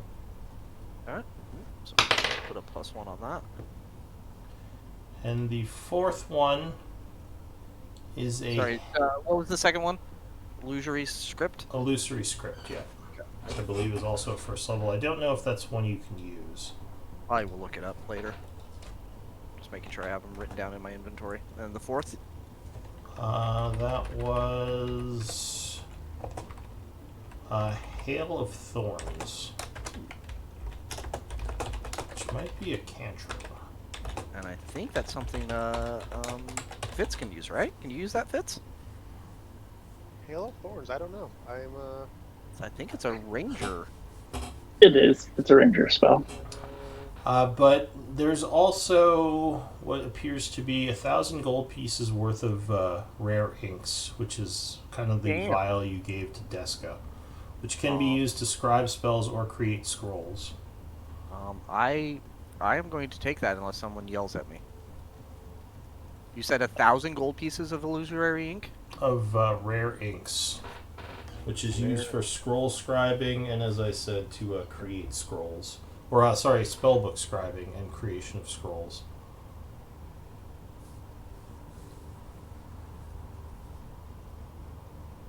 Very cool. Other than that, this old dusty place seems pretty abandoned. And it looks like you can continue onward from here. Yeah.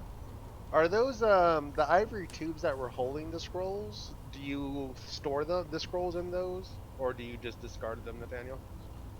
I'd probably discard them and put the spells in my book, basically. Yeah. Looking at the ivory tubes, are those worth anything?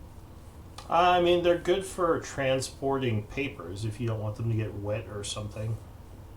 Yeah, Like if I'll you're take them. swimming through a river or, just carrying your scrolls, they help protect the paper.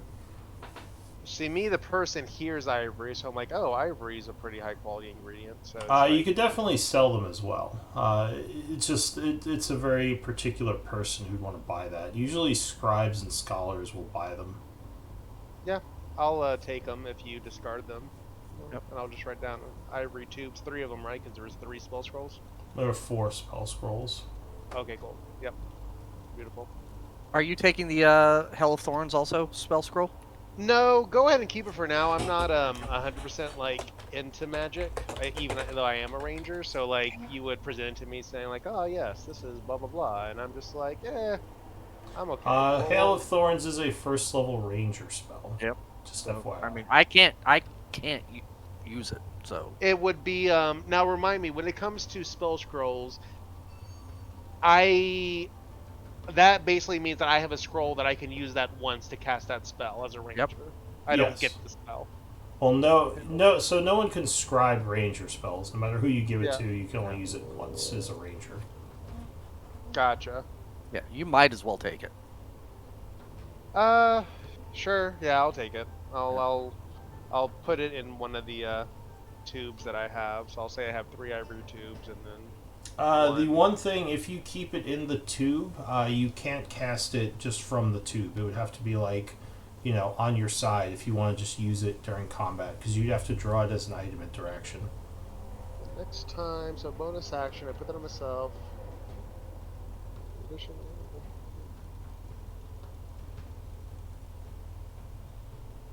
Yeah, so basically, Okay, I'll leave it tubeless then. Yeah. that actually is a pretty good one for you, being that you use Yeah. ranged Really is. weapons. Veil of Thorns. What's the best way to put it in? Is like just to write it down and then I can look it up when you're writing it? You can just drag it from the compendium and it'll add it to your spells. And then just remember that it's only a one-time use. Yeah, I mean, you can write, like, in the title, parentheses, scroll or something. Gotcha. And then, like, when you use it, that will poof. I'm not sure why. When I look up Hail of Thorns, nothing shows up. I guess I have to specifically go into. Well, I might not be sharing the compendium right now with this game. Hang on, let me see if I can share that real quick. Because, yeah, unfortunately, Roll20 does not let you share with more than 5 games. No, I'm not. So let me take off one of the other games. Screw you. What's today? Saturday? Yeah. Alright, I'll take off the Thursday. Screw you, Splitlanders. No compendium for you. Yeah. Punks. I never liked them anyways. Hope you're listening. Spitlanders. Haha, because I spit on D.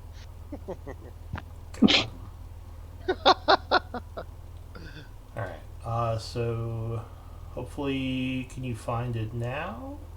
Or do I have to leave here? Hail Nope, it's there now. So I go here, drag it into my spell list. Boom, and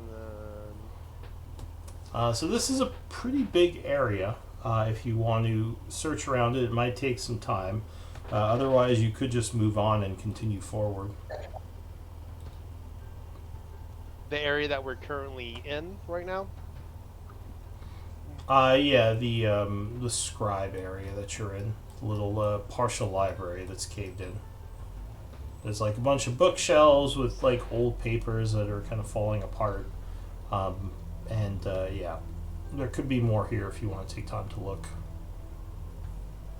Honestly, I think that we're on a good pace right now. So unless I already know that Arnis and Cab couldn't give a crap. So as long as Nathaniel is okay with being drug away from these tomes and literature, I would keep pushing for us to try to find this base, since we're so close to our objective. You Okay. can loot everything once everybody's dead. That's my rule. I'm in that favor of that. Nathaniel's not a looter. I mean, Generally speaking. everybody dead. We're coming for you, Dosha. No, I'm kidding. All right, so you said you're moving onward. We are. All right, Now, so is it, sorry, I was gonna say, once upon a time, Deska and I were, we were working together to, like, create maps of the areas. That was starting with the Sharp Rock, we went through the Fungal Forest, we got down here to the prison, and then it kind of fell on the wayside a little bit. Is it possible to, like, make notes of these landmarks as we go, of like the library area, which is what I'll call this area, then the monstrosity area, which I'd call the machine? Is there like a check I could make to see how well we could transcribe that down, so that way we could find these places again on our way back? so if you were mapping the tunnels,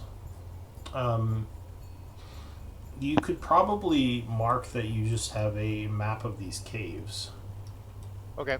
and you could kind of use the explorer mode that you've already seen to know where you've been. Okay. So yeah, that's something that Deska was working on, because she had the paper and pen. So I'll just say that I'll just note down that I have information of the tunnels we traveled in, and then I'll make sure that she has that information. And Yeah, I mean, you could just mark it as like map of cultist area. okay, beautiful. So there's there's the map of the prison, the map of the cultist area, and these would all be different pieces of paper. Yeah. And like the map of the tribe caves might be another one where you first came in. Alright, but anyway, you continue forward through the hallways. Looks like there's a lot of underground rooms here. This was definitely some kind of colony. You probably don't recognize the architecture, but it looks really old. Go ahead. I was gonna say, I assume that as we're looking, like, Nathaniel's probably like rubbernecking to hell.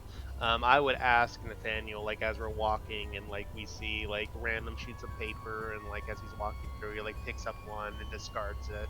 Are there any? I would ask you, Nathaniel, are there any hints of what age these are from? DM. You could make a history check if you wanted to. Okay. So, And I'm probably seeing scripts that I'm not recognizing, so I'd go ahead and, once while we're traveling, burn a comprehend languages so I can. So most of this is in common. Yep. You would guess that this architecture is probably 10th cycle. It looks similar to the temple you found. You think this was a human settlement that existed long ago. It was abandoned during one of these cycles, probably during the re-emergence. When they went back up to the surface, they just left everything here. That's usually what happens. You're not seeing much in the way of just skeletons laying around, so you don't think there were battles or this place was conquered or destroyed. Probably just abandoned. You think it's 10th cycle, so at least like 2,000 or 3,000 years old.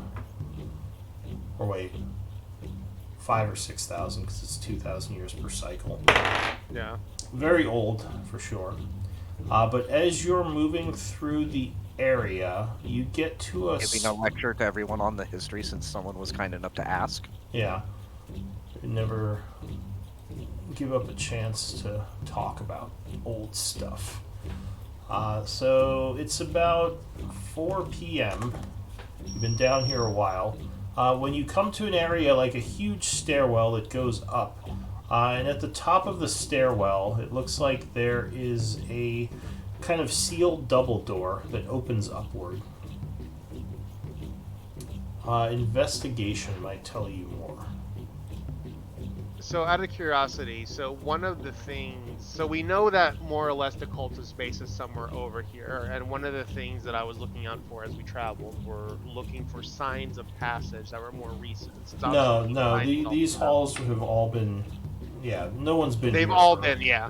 And Oh. it's the same for this double door. We have this long stairwell, but it's all covered in dust. There's no sign of tracks or anything. Yeah, you think no one's opened this door in a while, this upward door. That said... no, never mind. So 14, you're investigating it. You believe there's some sort of mechanical lock on it that you need 2 people to kind of pull a panel to the side at the same time to open, or shift a panel. Do you want to try to open it? So we got through the scribe area, then we get to this huge area where there's this is the only way to go? Or Yeah, did we so just- you've been kind of exploring these underground tunnels. The scribe area was one of the areas that was more obviously valuable. Most of these tunnels you've been going through look like they may have been living areas where there's a bunch of different rooms. Well, no, don't go forward yet. A bunch of different rooms. There's kind of like eating areas, like bedrooms, kind of gathering areas where people may have gone to socialize. Other areas that you didn't really recognize, but you didn't find anything useful in any of them. And basically, you went past those and came to this place where this stairwell took you up, and there are doors here. any markings, anything written on the walls or on the frame of the door?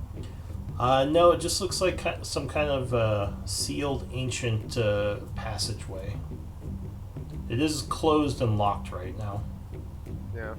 And I do believe that moving these panels would be a way to unlock and open the door. That's something that I know from my investigation, Yeah, or I have a hint of. Okay. so you know how to open it. So yeah, so I will relay that information to Deska, who's usually been my partner in crime, literally, and so I would direct them to one panel while I do the other, and then we do the Power Rangers pose, or we synchronize our movements and open the door. Right.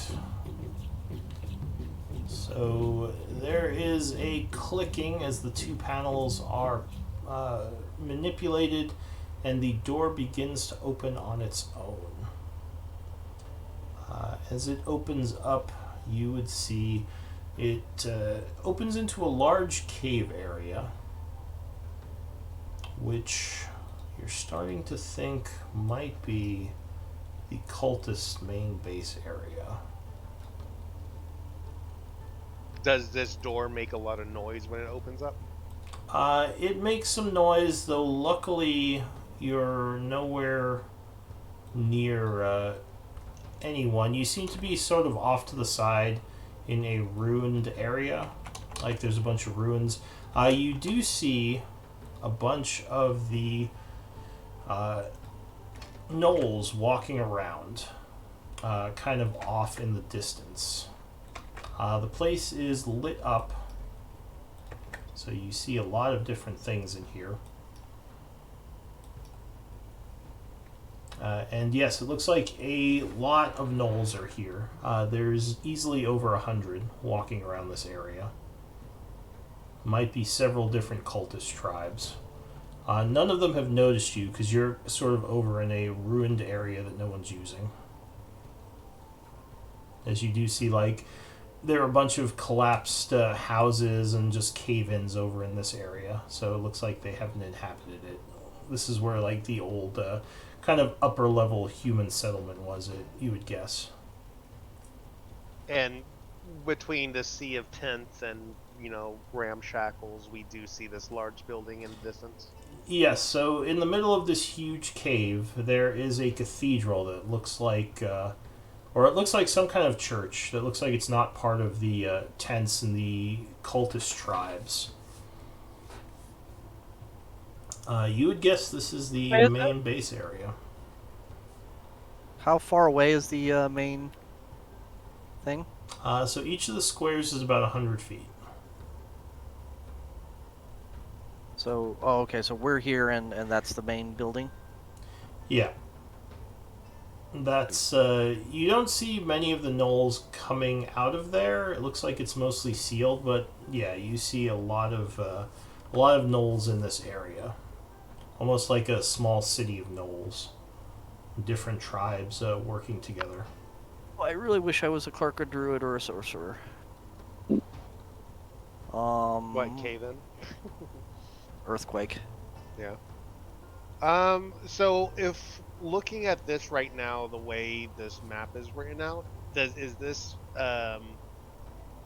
actual where there are these two camps here, but here there seems to be like a lack of camps and there's a dark. Yeah, so there's some areas, because basically all those areas are kind of lit up by those stones that they're using, the continual light stones.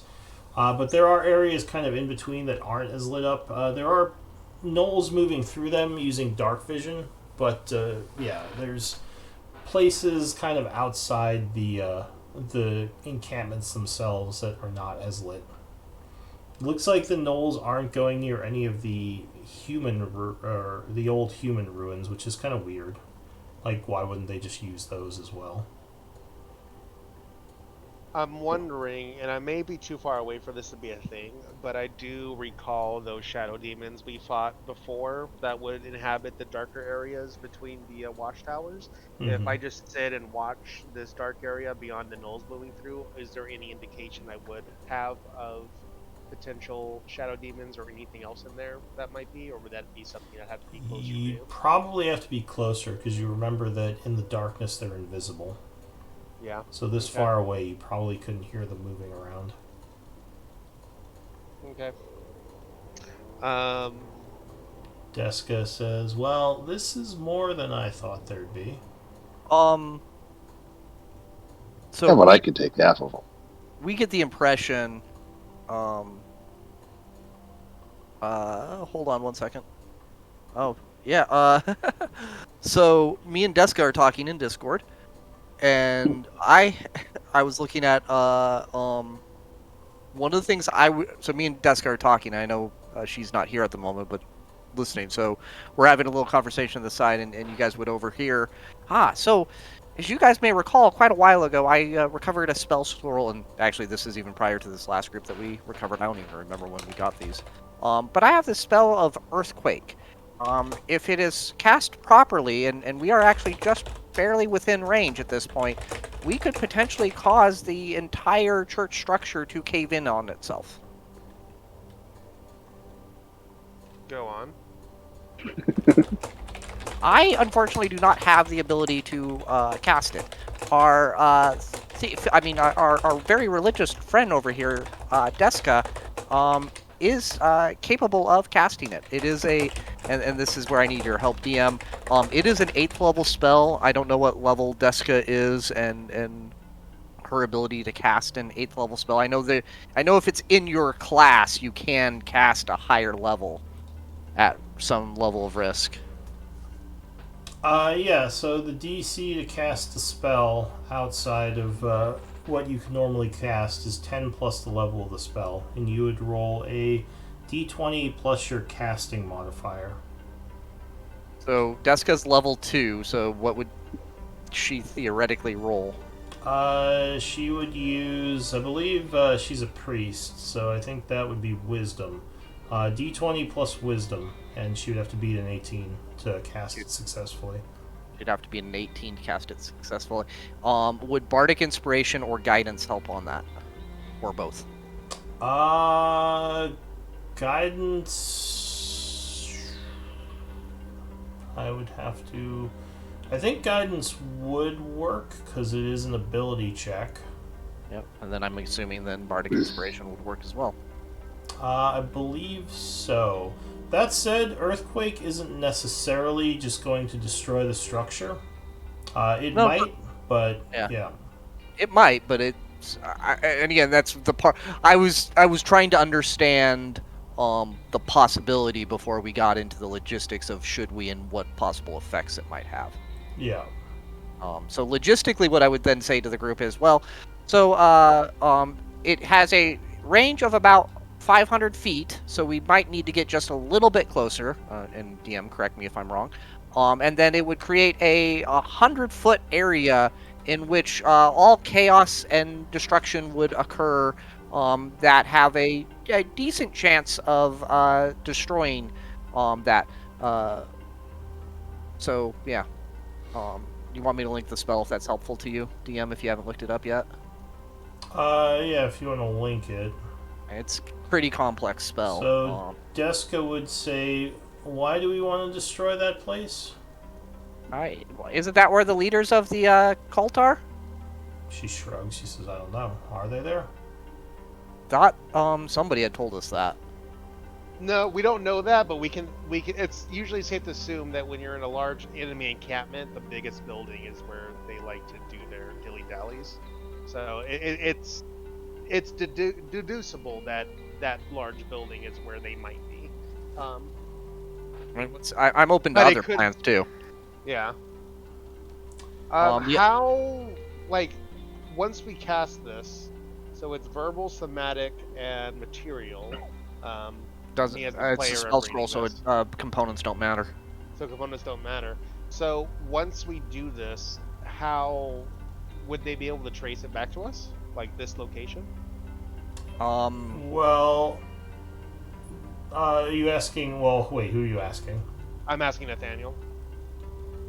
I mean, it is the act of casting a spell, so, I would be, or rather, Deska would likely be reading and doing some chanting, but it isn't like, it's not like it's shooting a firebolt or anything, so I don't believe that there would be any, line of, being traced arcana back to us very easily. I mean, correct me if Yeah. I'm wrong there, DM. I mean, essentially, from what my understanding is that, like, basically we're saying it verbally, but we're also doing it from 500 feet away. So anybody nearby will be like, "Hey, I hear some chanting," but it's not like we cast it and everybody just like looks at us and like, "Ah, you assholes." Yep.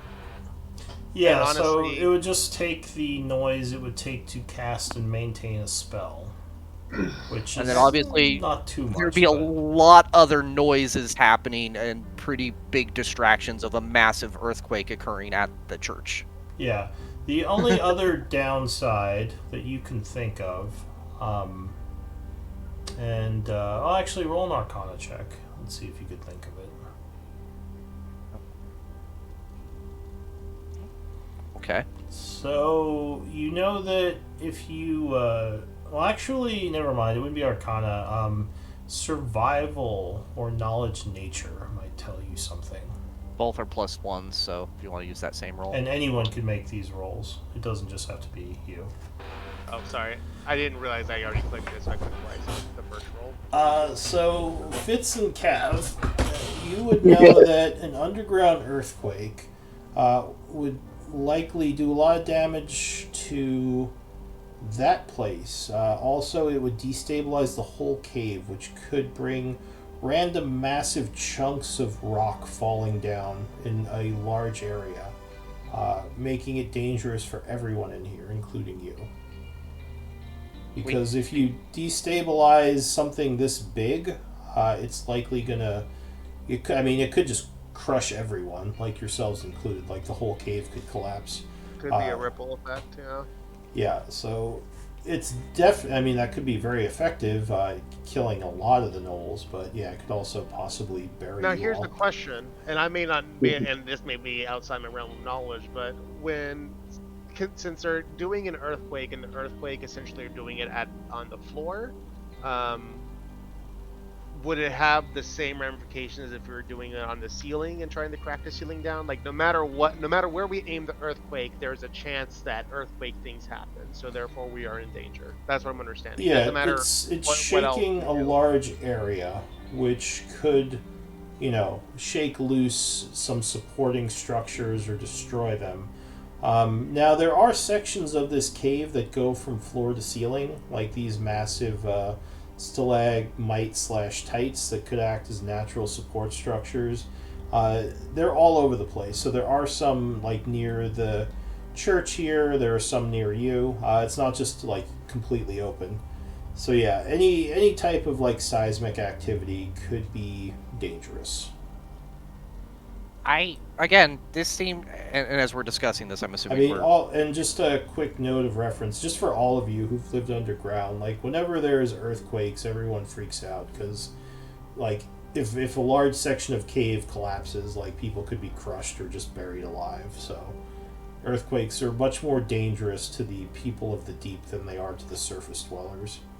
Yeah. And then I would say the other alternative that I've considered is that I can make 3 of us invisible.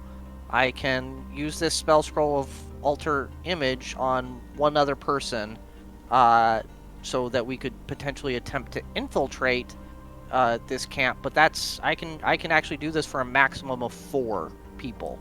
I don't know if others have ability beyond the typical sneaky that some of you do, but I'm not sure if we can sneak through an encampment of this size with this many people. I kind of lean towards the let's destroy everything and run away as it blows up. Deska says, well, if you said altering self, that spell? Yep. She says if you're altering someone's appearance, it would be less sneaking and more like communicating, wouldn't it be? Yes, I would do that to myself and make 3 of. Well, actually, I'd probably do it to someone else because I can't make other people invisible, so I can't use the 3. So it would have to be me going to be invisible, right?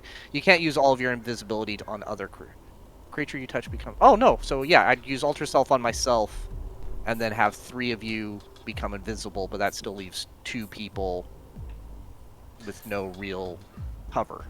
Well, she says, do we all have to go out into the camps? Maybe we should try to gather information as to where these leaders are first, and then maybe try to take them out once we know for sure. Honestly, as it is right now, I'm already invisible. So I think that I would say this. I am down to earthquake the crap out of everything out of character. I'm saying this, but I also would rather this be a full team decision of us all here and present, which I know kind of sucks because we know Lazarus won't be here next week. But I would rather there be more of us here, so that way we could make that decision. Especially because it might get us all killed, and I would hate to get somebody killed who's not here based on a decision we made while they're not here. Secondly, give me 1 second, my boss is calling me.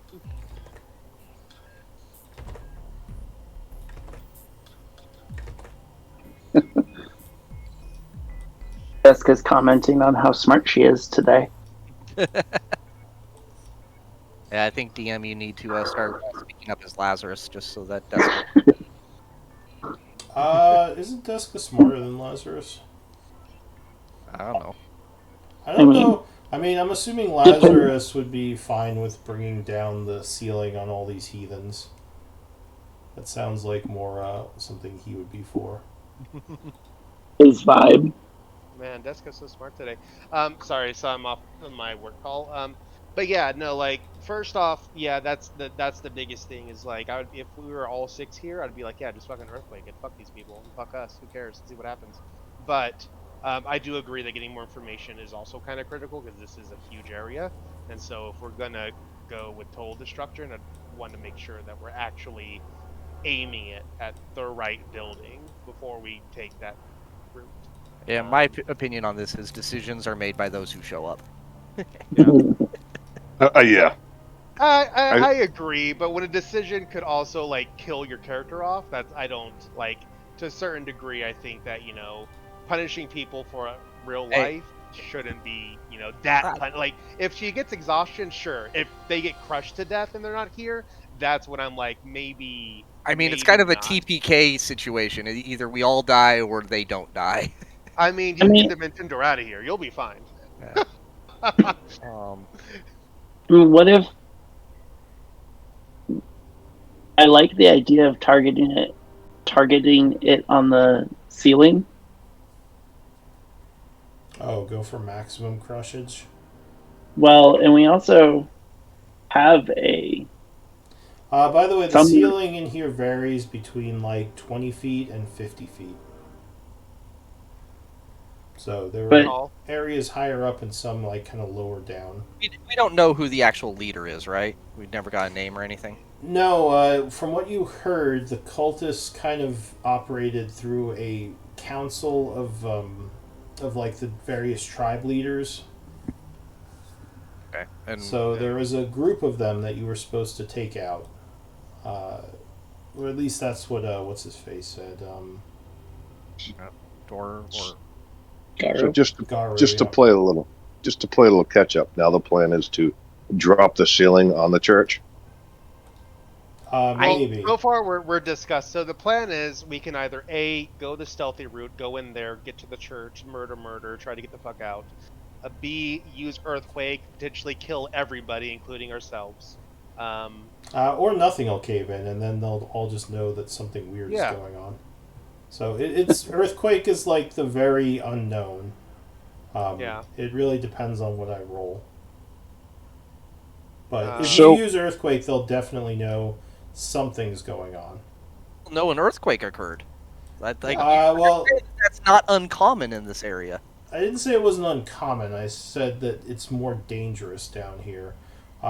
Earthquakes can happen, but it's also like if it happened, like at least some of the gnolls who have knowledge of magic would know that is a possibility that someone cast the spell. Most of them would probably think it is just a natural earthquake. But So- they would also be much more on guard because something is going on. So how much closer do we need to get if we were going to shake the church? Oh, the we're ground? basically in range right now. We're in range right now. Yeah, So it's the double 500 doors already here are right behind us. Well, the No, tower's church is here. here. Yeah. So this is the way in. You assume that the prison tunnel up here connects down here. This is kind of like where all the guards are. There's Yeah. probably a way out up here as well. But we can just go out the way we came, is basically what he's saying. Or you could go underground, but again, like if you go underground during an earthquake, hey, you might also collapse these tunnels that you came in through. I guess if you did it over here, you're probably okay. Yeah. Well, I'm just saying, that's we my have an thought. escape. Isolated to 100 feet within that area, so it would be basically exactly on this square right here. Yeah, but it could destabilize surrounding areas because Yeah. everything's moving around. The argument is that there could be a ripple effect that could reach us, and so yes, we do have a way out, but we could also just as likely get Well, crushed. we have more than one way out because there's going to be chaos. So if we have to like sneak through the guard towers, we can too. Yeah. Yeah. Well, So what's the big debate? I'm looking at Cav while I say this. What's the big debate between the these big two thing guys? is that we could all just instantly die, like, because I don't It's a like. dangerous thing to do. Yeah, like he's basically saying that yes, we can earthquake, but I don't think that this is like, I'm not attributing that there's like some quick time event where if we hit A and B enough, we won't die to massive boulders. I'm just imagining that if all this caves in, we just die. We don't get, there's no saving throw versus the whole cave crushing you. So that's the question: is do we want to gamble everything on that? I mean, I think that's a pretty unlikely scenario. That I mean, what are the odds of that happening? I mean, that's pretty. Probably be like a 1 on a D100. yeah, Yeah, I mean, that's what I'm I'm kind of saying. all in on the chaos. If that happens, then I've got a backup I mean- character. Yeah, I mean, yeah, I mean, Cav has a chance of being hit by lightning 4 times compared to that. So I mean, also, I guess it depends on, because remember, Gyro said if you did kill the leadership, the other gnolls would probably just disband and leave.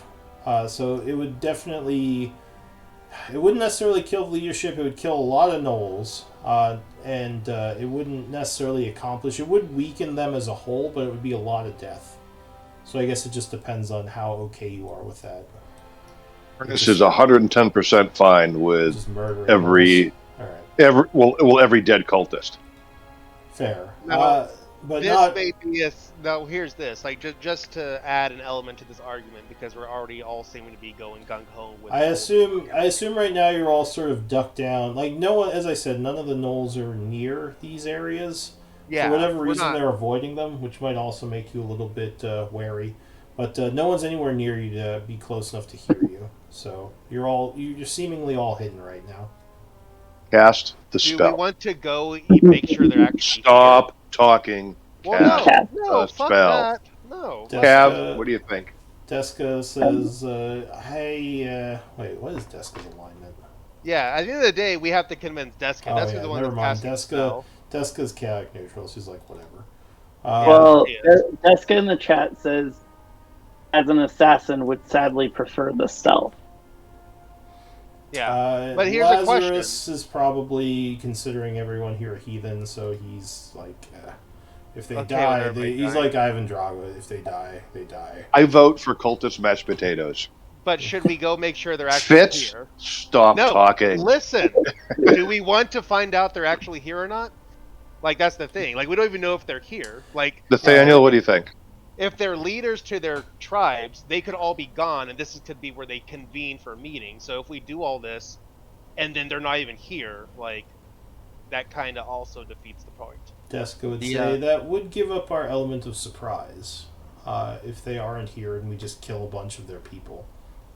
Oh, do you want to observe for a But- little while but and that- stop talking? And I then asked decide? if you wanted me to Deska go says, scout, what and you is- kept telling me to stop talking. What is So do you wrong want with me to go discussing scout or not? this? There's nothing wrong Yeah. with. But this is a big decision, she says. Oh wait, never mind. Chaotic neutral. She's like, Yeah, no. She's over there microdosing. She's fine. yeah. She's yeah. Yeah. But yeah, No. that's what I asked is, do you want me to go scout? Well, While so you're that talking would probably be talking. more Lazarus what he's saying. He's like, yes, we would give up the element of surprise. Tactically, there would be a loss for using the earthquake, but it would kill a lot of them. So if our armies did need to attack later, they'd have much fewer forces. Do we even know if any of them are in that building over there? They're avoiding these human buildings. Why would we think they would be in that one? So Nathaniel would say, it's not a terrible idea to go and scout. I could also alter myself and cast my abilities to speak and understand them, and potentially go interview an individual or two to determine the likelihood for the leaders to be in the church. I would suggest, though, that if we do go the scouting route, that you don't go off exploring too much and causing commotion and getting caught, which you do tend to do, Fitzgerald. I have literally never been caught. What are you talking about? I'm invisible. So, guys, here's the plan. Well, it's As more soon the as opening. Fitzgerald It's leaves, more the opening of random shit that draws Yeah, attention. yeah, no. Why are you talking to me about roping Yeah, I don't in know and if shit? that's You look at those Fitzgerald. two over there. I literally point at Arnis and Cav and Lazarus. I'm like, What? no. No, when I say scout, is I literally mean using that dark area we see to avoid their patrols and get as close as I can to find out any knowledge of seeing. I mean, what do you expect to actually see? You're going to get a little closer and see a church. Do you expect the leaders to have a big sign saying "Leader here"? Well, what I do expect to see is Well- if I look at the different camps, if maybe they're stationed at each of these camps again, and they just go inside Well, the church. and they what have about meetings. Lazarus says? What about your ability to look like them, Nathaniel? And can't you speak to them? That's what I was saying. If you really want to go And the just scout route, the walk more up. logical thing is for me to actually go ask the question. Yeah, no, yeah, you can, but I don't understand why you have. Now you're saying you go alone, as if there's nothing wrong could ever happen, as if they don't Alright. have magicians as well. How about You can go and do that, and I can stay in the shadows, invisible, to back you up in case shit goes wrong, and also to be another set of eyes. I don't have a problem with that. I wasn't saying we were mutually exclusive. I'm just saying I can also go because I'm invisible Yes, and you. then be there to help you. Like essentially that. I thought And you just also, wanted to go walk around opening things to find, where the leaders again, were. you're talking to the wrong person about opening things. That's more the paladin who is actually kind of speaking now. Lazarus says, "That's not a bad idea. Lazarus does have the ability to see things much better than some of us. Maybe as a scout, he could stay to the shadows. And actually, I need a D20 roll. If we roll a nat 20, the leadership just walks up to us like, "Hey, you looking for us?" Yeah, like the whole Done it already. council. 6. Give me. Actually, I'll just roll it. Thanks, Fitz.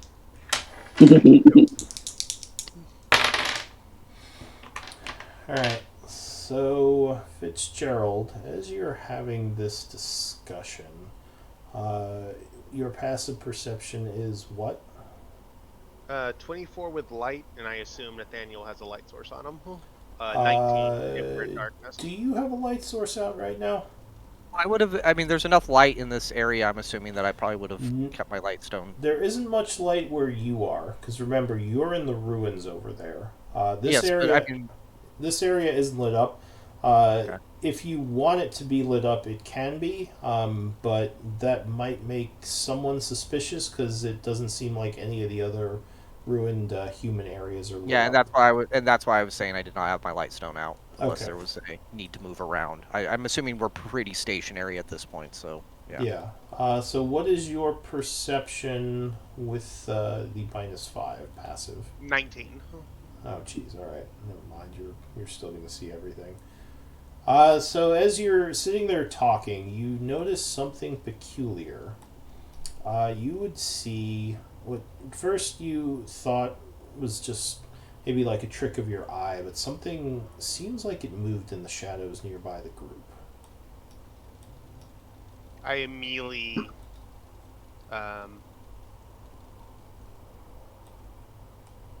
I can only assume that it's going to be, again, with the wariness of those shadow demons that acted as scouts as before. I guess, yeah, I would make people aware of it. I would say, they've spotted us. And So you, as you say that, the shadows begin moving from several areas. Luckily, the group is not surprised.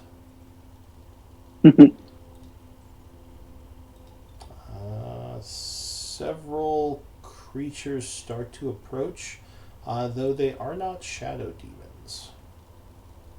At least not as much, or not as far as you can tell.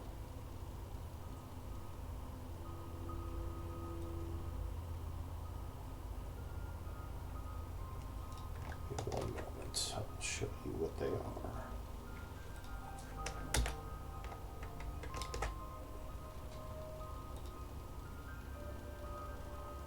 whoever goes, I will give them Eyes of the Night to go. Okay, gotcha. Jessica says that if... Oh, okay. So several pairs of yellow eyes begin to appear in the darkness as these ancient undead move forward. One of them says, "I sense life force."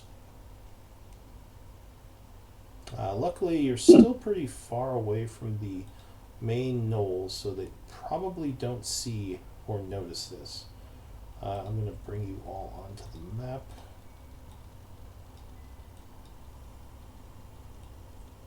Deska. Oh wait, no, Deska. I guess I could play Deska. Quarius. I'll just leave Deska in the background. Do you have Dark Vision, Quarius? I sure don't. That's what I thought. I was like, why is it giving you so much Dark Vision? Arnis, you have 60 feet, right? I do. Okay. I think I know why. I think, Nathaniel, you don't, right? Moment. Okay. And Fitz.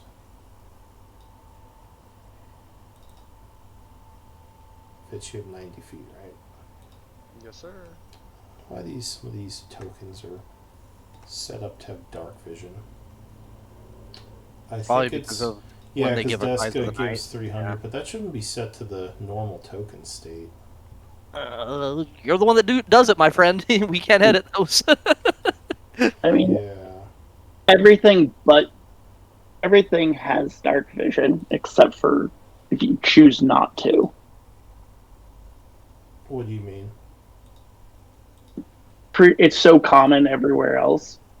Like for every other race, that Oh yeah, it's I almost know, but it's almost your token shouldn't be. It should be set to not have dark vision by default. So I'm just going to change that for Cavarius, and because I think what I might have done is I might have saved state with it as having the 300 feet. Oh yeah. So let me just take that off. When you use a spell scroll, do you have to have a spell slot, or can you just use the scroll? It You doesn't can count just as a use it. spell slot. It doesn't. It does. This magic is already in the scroll, so you're not using your own magic. You're using whoever made the scroll's magic. The only downside for spell scrolls is they're single use. Yes. Well, I mean, it's not really a downside. It's a free spell. Well, if you're a wizard, then it's a downside because you don't get a chance to transcribe. Oh well, yeah. If you have the option and you don't have the spell, then it's almost always better to scribe it.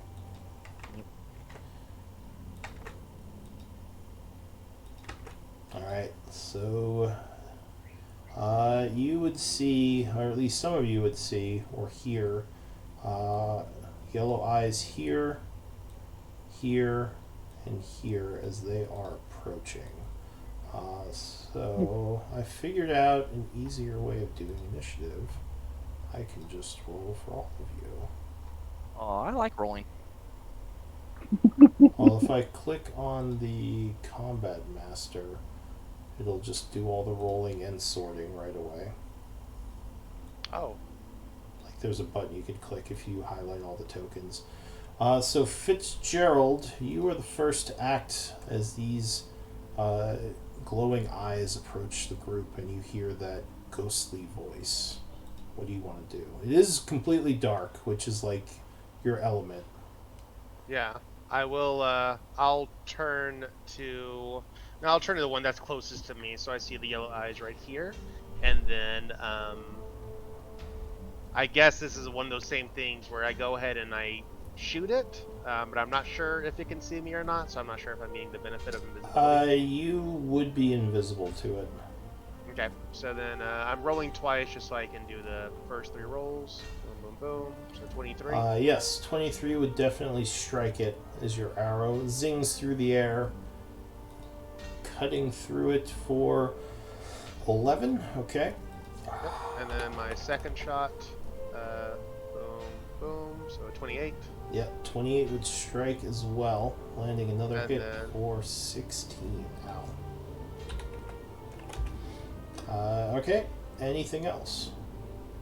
I'm going to bonus action do a stealth, and then I'm going to creep up this way it has to be. So 1, 2, and 3.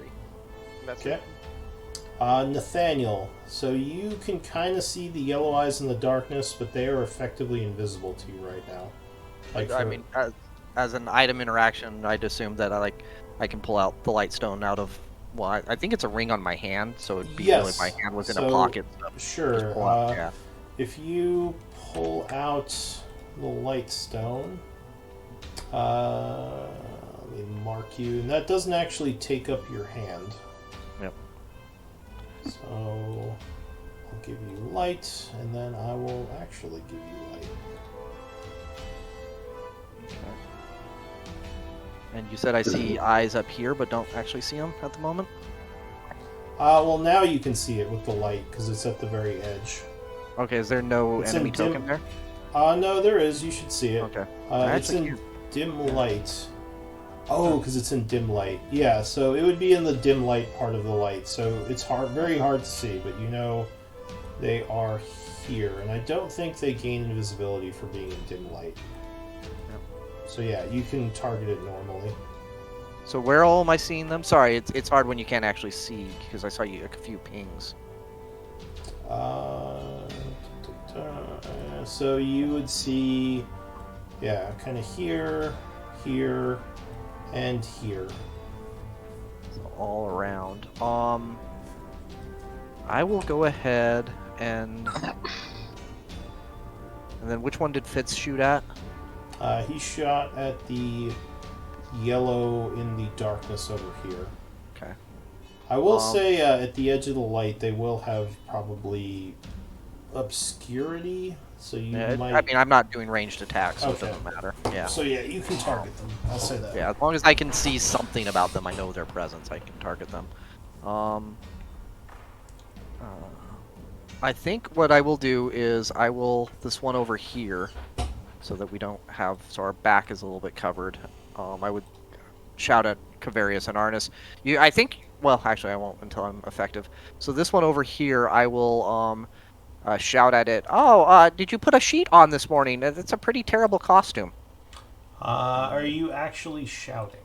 No, not shouting. Just yell speaking or at- yeah, speaking to yeah. him. All right. So Yeah. you speak to him. I assume lacing your. Yep. Unsettling words. Yep. And that was this one you said? Yeah, this one because there's only one over here, right? Yeah. Yeah.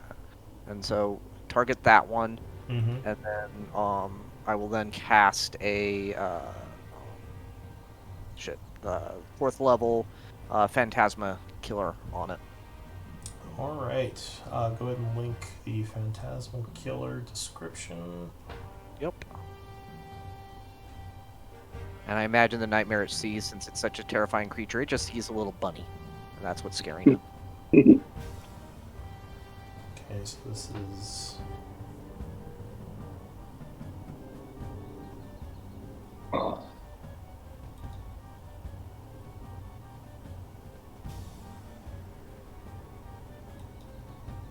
Huh, why is this not working?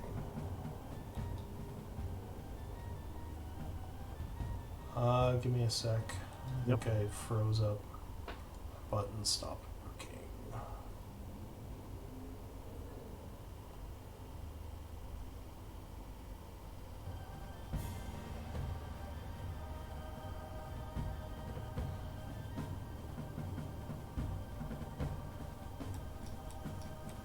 Alright, so we casted Phantasmal Killer at that one.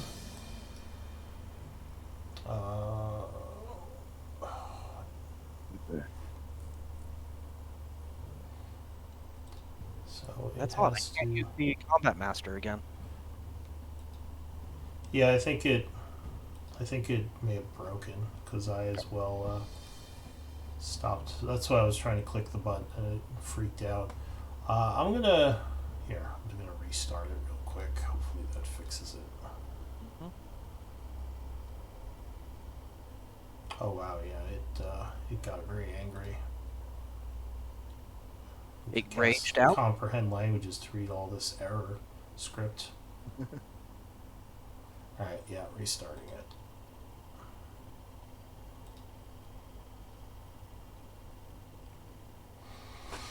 Okay.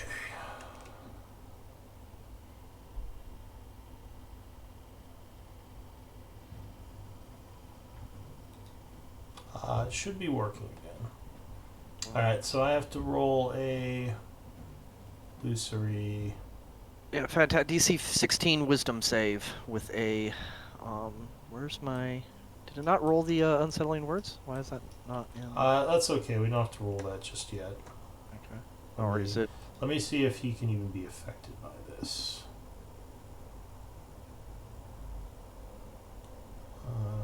Frighten? Yeah, I don't see an immunity to frighten, so I think you're okay. So he has to make a wisdom save. It does have a negative D8. I don't know why I didn't roll, so now it's a D4 negative.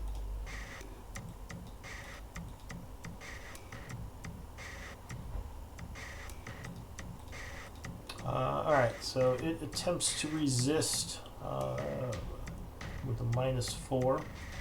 Yep.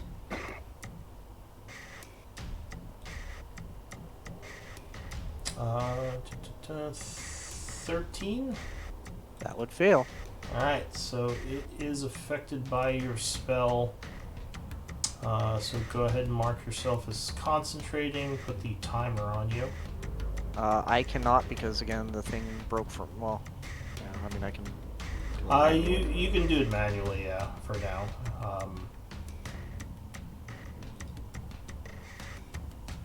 Yeah. Alright, so it seems to be affected, and I don't think anything happens right now, if I remember. It takes some That is correct. damage, or at the beginning of its turn, right? At Or the end of its yeah, turn. at the end of its turn, but it is frightened of me, so I believe it cannot move towards me. Is that correct? Yes. So knowing that, I will take a couple steps forward to like here and basically yell at Arnis and Cav. This one won't come closer. Go take the other ones. I can hold this one back. Don't damage it. Okay, so that is it for you, Nathaniel. That's action, bonus action, and a little bit of movement. So yes. Cavarius. Where was the one to the? There was one to the south. Or no, it was So you over there. see yellow eyes here and here. Though with no light, they would be otherwise invisible to you, giving you disadvantage on attacks against them.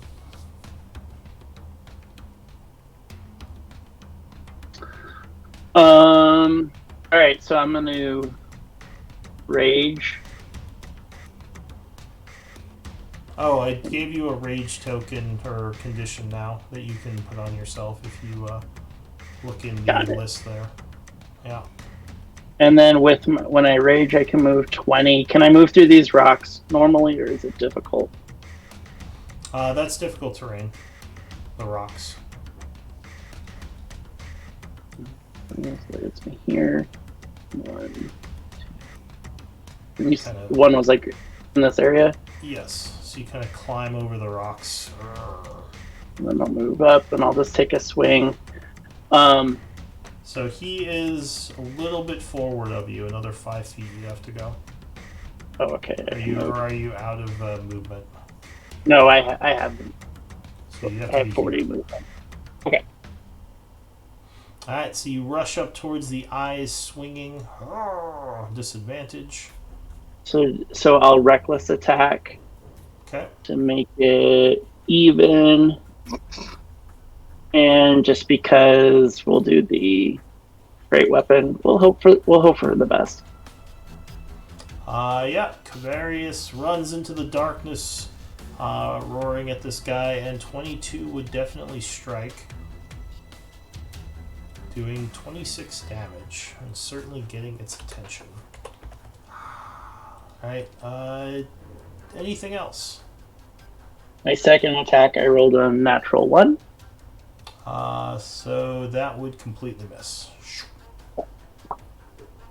So, all right, that's it. Arnis. All right. It's 10 to get through the Yeah, difficult terrain, correct? Basically, yeah, all of those squares have rocks everywhere, so you're you can't run, you'd like break your ankles, so you kind of have to like carefully move through.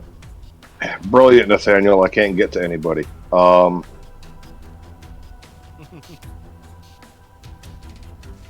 You dash. You do see Cavarius run off into the darkness yelling, or roaring moderately sounded, hoping not to attract the Knoll's attention. So Yeah. I have goggles, Yeah. so I can make it to here. So this is dim light, correct?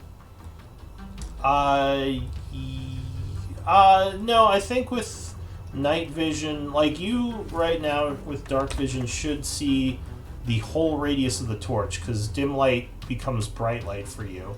So this is darkness over here, outside where the light is. And Because So, 'cause Nathaniel what I'm- sees dim light and bright light, whereas you just see all light as bright light with the goggles. okay, so but the lighting here is dim light. Yes. I mean, technically, if you didn't have the goggles, this area would be dim light. think he's asking for his shadow step, not. Yes, because Oh, gotcha. yeah, because then I'll be able to move in and stand next to Cavarius, which I yes. can't see on the map. Okay. Yeah, so So- the torch goes out 20 feet bright and then 20 feet dim. So everything past the 20-foot mark in Nathaniel's dim light. So 10, 20, 30, 40, Yeah. and then Step of the Wind. And I just can't see it very well, so I'm assuming there's a bad guy right there. Cavarius is in front of you. Then I'll go here. Okay. Then I'll go there. And that will attack. With the Step of the Wind, then I attack. Alright, so you rush up to this thing in the darkness, attacking it. Up, up, up, up. Hold on. I'll post my Step of the Wind.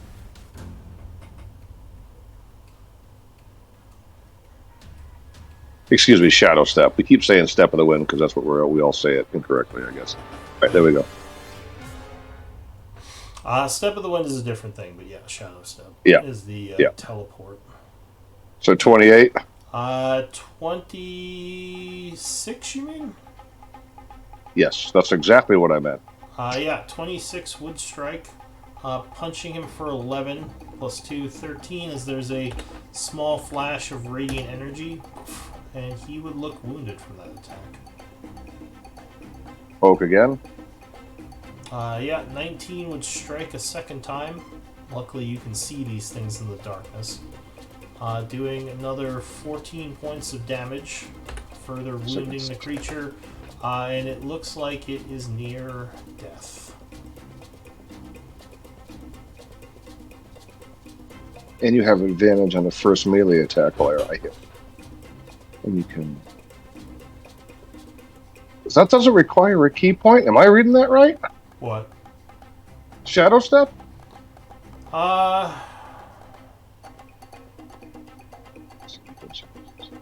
So it was my bonus action instead of a key point. So yeah, that's it. I'm done. Okay.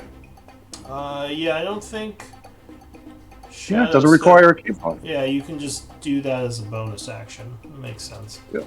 Yep. Alright, so the Wraith north of Arnis goes. It's going to fly down this way, and notice Cavarius leaving himself open. So it's going to fly over here and attack him with advantage. 23, I'm guessing, would strike you. Sure would. You take 18 necrotic damage, which I don't think you can half. I can't. I have everything except psychic. Oh, are you Bear Totem? I sure am. Alright, so yes, that would be halved as you are partially drained for 9 necrotic, and I need a con save.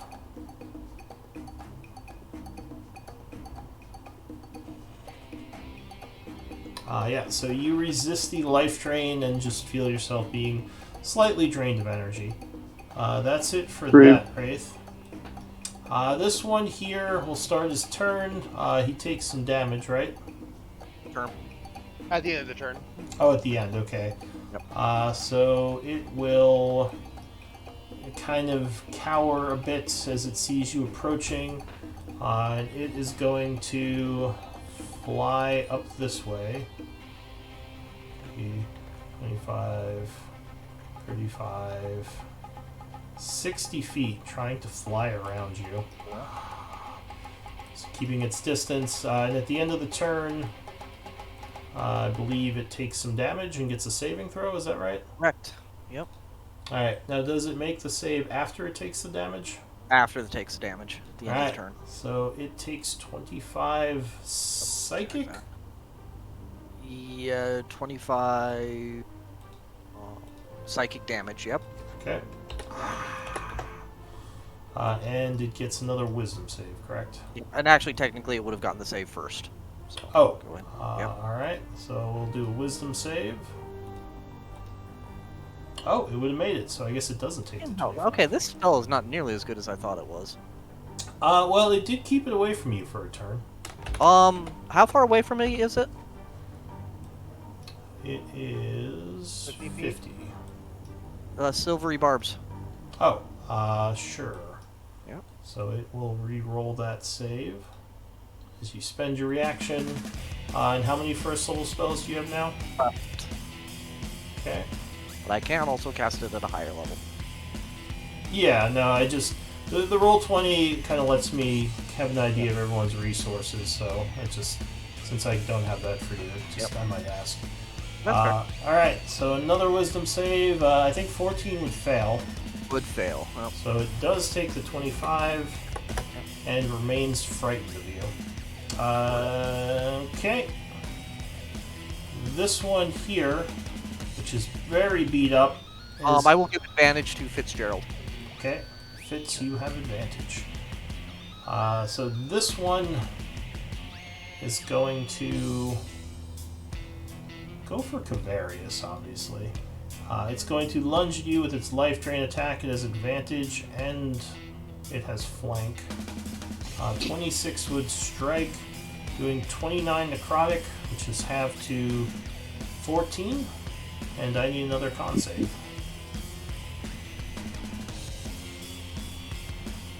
Oh no! So you lose 14 points from your maximum as you are life drained. So you- 14 point. So you take 14 damage and your health maximum is reduced by 14. It's Alright. a temporary effect as far as you know, so just record your max HP somewhere. Okay. That's it for that Wraith. New round.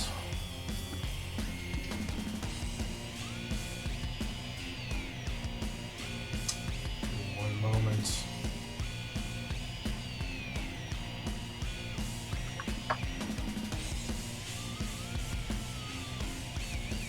Alright, new round. Fitz. Okay. Since I have advantage, I'm going to try to finish off the wounded Wraith. Do you ignore cover? I don't ignore cover, so Alright. it does have cover. So it has some cover. I'll say it has moderate cover because you have two people in front of you. Boom, boom. So 23. Yeah, 23 will strike for 14, which is just enough. So the arrow goes through it, ripping at its essence, and it fades away. Are you able to, like, if I'm in dim light, can I stealth? And will my what you call it, my Gloomstalker still hold true? You, I think, don't you need darkness to be invisible? It just says if anybody relies on dark vision to see me, I'm invisible. So if I'm in dim light, does that matter? No, right now, because you're in dim light, they're not relying on dark vision to see you. Okay, gotcha. So then I'd have to get into total darkness for that to be okay. Yes. Okay, so I'll go 5, 10, 15, 20, 25, 30, and then bonus action, dash, and I'll just get right here Okay. and chill. So you vanish into the shadows, confusing them. That's it for Fitz. Nathaniel. So I will go 5, or 10, 15, 25, or 20, 25, 30. Oh, I think you need the timer on you. I was gonna just I couldn't use it before, so I put the Oh, well, green you on can there. still use the stopwatch. You can I put... just put the green 9 on there, and I was gonna decrement it. Oh, yeah, you can do it that way. But if you just click on this icon, it'll timer you. It doesn't work unless I use the thingamajig.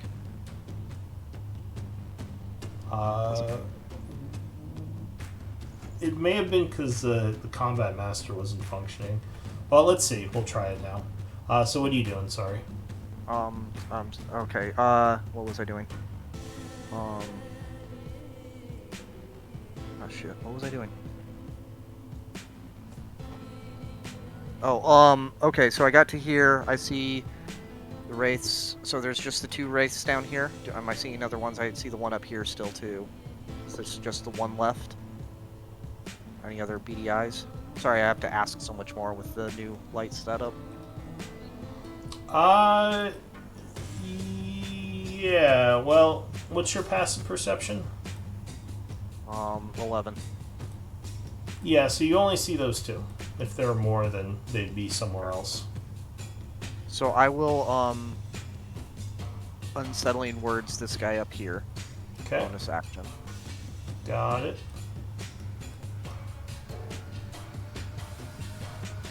Not very good, but yeah. And then this guy over here, I will do a cantrip of vicious mockery. All right, so you viciously mock that one, giving him a wisdom save. Oh, he would fail, taking 4 points. 4 points of damage and has disadvantage on his next attack. Okay. I'll mark him. You can mark him for me. All right, so he has disadvantage on his next attack, and that's it for you. Yes. All right, Cavarius.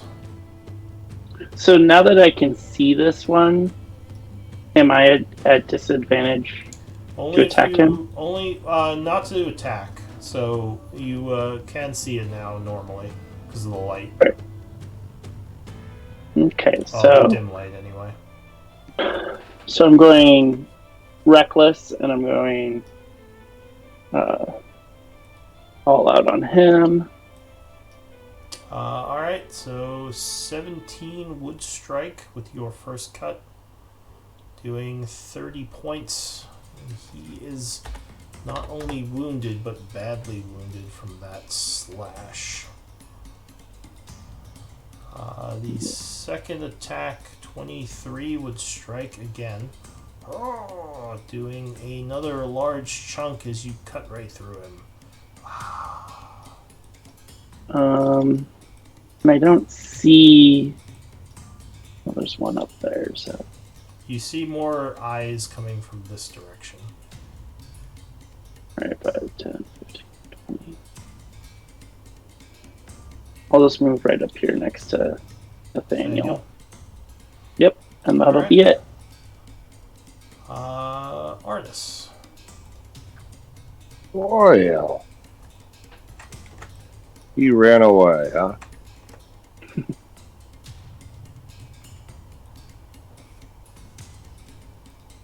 And where did the... I don't see the wraith. Is he gone? There is a wraith up here, just at the edge of the dim light. The Okay. one I got frightened and don't hurt him. Don't hurt him. Oh, okay. Well, then I just casually walk over to here and I wait. Okay. That's it? That's it? You don't want me to hurt him? Fine, I won't. I mean, you can if you want to. It's up to you. No. I'm listening to you. We're going to see how that works. Okay. So Arnis from the west, you see another set of eyes come into view as a creature flies 60 feet. Fitz, you were not hiding, right? That turn? No, I'm in the light. So it flies over at Fitz and lunges, trying to life drain you. 21. Will hit. So it grabs you, doing 19 as you feel your life force ebbing, and I need a con save. No. Alright, so your Yes. maximum HP is reduced by 19 for the time being, as it life drains you. The wraith up there is going to continue to kind of move at the outside of Nathaniel's scariness, trying to circle around to get to someone. These cute little white bunnies all around me. And at the end of his turn, he makes a wisdom save. DC 16, -1. Yeah. Ooh, Ah. coming in clutch. So that would affect Yeah. Yeah. Go ahead and give me a damage, as once again he is reaped by psychic visions of fear. Bunnies. Decent damage roll. Ouch. He is not only wounded, but badly wounded from that, as you see it begin to fade. As I see him fading out, I say, "Okay, Arnis, you can hit him now if you want." I think we got From bigger. behind him, suddenly out of the darkness, another one comes flying. right at Arnis. Coming at Although it you. looks like you might have other things to hit instead. Oh, but 10 would miss you as you jump back out of the way of the claws of death. That's it for that one. The next one is dead, so Fitz, top of the round. 5, 10, 15, 20, 25, 30 to right here. This is difficult terrain right here. Okay, I will. Basically, if you're ever entering a square with crap in it, you probably have to slow down. 3. So that was my survival movement. So 5, 10, 15, 20, 25, and then this is where difficult terrain starts. Yeah. So then I'll dash and just go 35, 40, and then 45, and I'll end my movement right there. And then I'm gonna pop a shot at the one that just attacked Arnis. Okay. So you do have advantage. So 21 There we go. would strike. Yeah. Boop. Another Or 12. Alright, so the arrow flies through the air and pierces the ghostly figure, looking Gotcha. angrily towards the south, where it kind of sees you or hears you. Fitz. Nathaniel. What are you going to do? I am kind of liking where these things are. Relationship to everyone. And I'm next to Cav and Arnis providing light, which I know Arnis does not like, but Cav likes. Mm-hmm. So I will actually just go ahead and I'm gonna viciously mock this one. Okay. Just say, I hate to tell you, but your mom is dead already, so you could just stop going away because she's dead like you. Your mama joke. Bad one. He feels bad about his mother, probably passed away 3,000 or so years ago. My mom was really sweet. So he takes 5 psychic and will have disadvantage to his next attack. Bonus Shouldn't have act. a disadvantage token. Oh well. Yeah. Bonus action. I will go ahead. No, I don't want to burn a spell slot.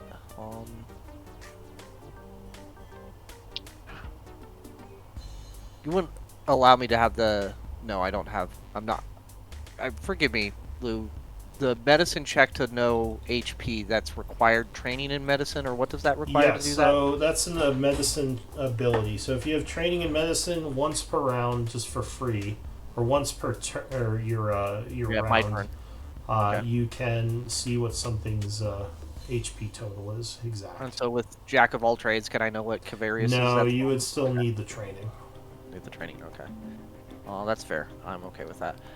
Sorry, Cav. I'm gonna hope that you're not like mortally wounded and not burn a spell slot yet on So that. I do have a new thing where if they're close to death, there is a marking that will be on them. So he's not there yet. He doesn't look like he's on his last legs. So I am. Or last leg. I will. whatever I the will expression bonus. Yeah, I will bonus action, and I will actually give Cav Bardic Inspiration.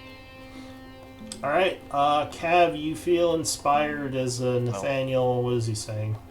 Nathaniel would say, "Come on, man, get in there! Kick him, hit him, use that big sword of yours."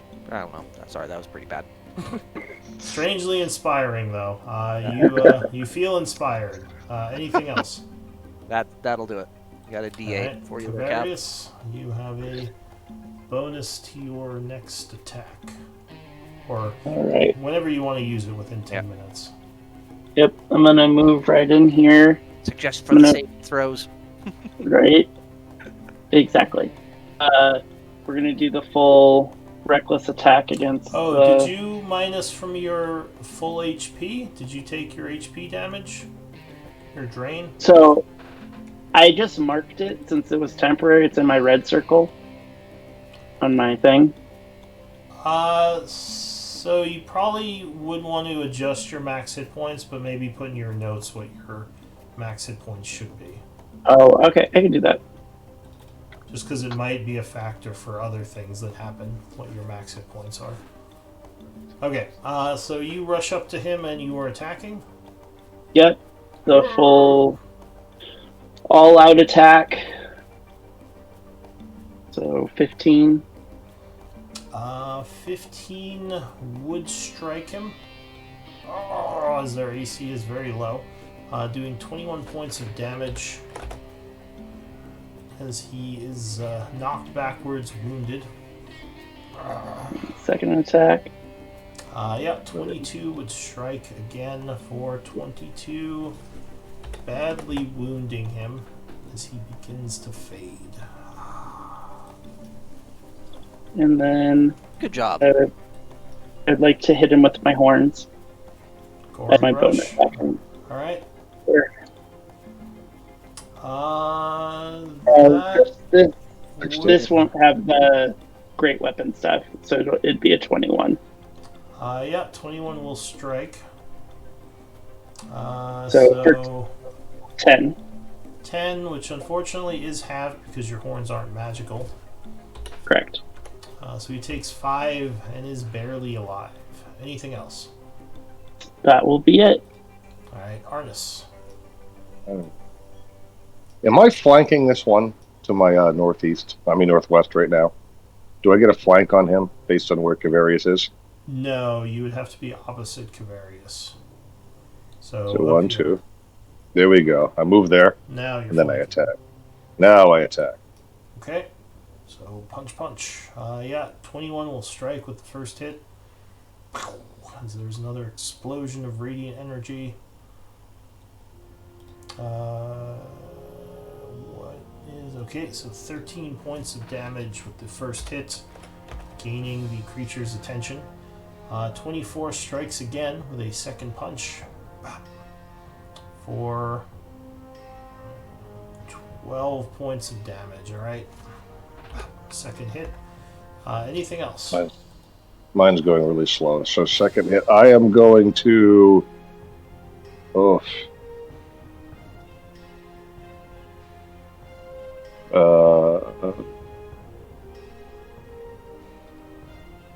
I'm going to use a key point for patient defense. All right. So you begin dodging. Yep.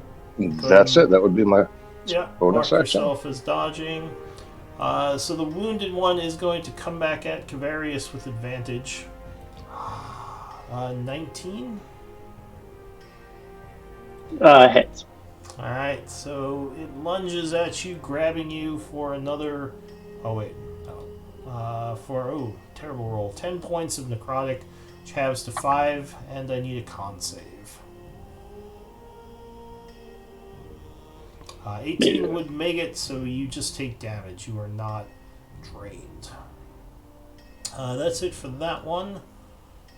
This one is going to turn towards Arnis and slash at you with Ethereal Claw. 21 becomes 19. Jesus, yeah, that's a hit. Alright, so you're unable to dodge, taking 16 necrotic damage, and I need a con save. Yeah, great.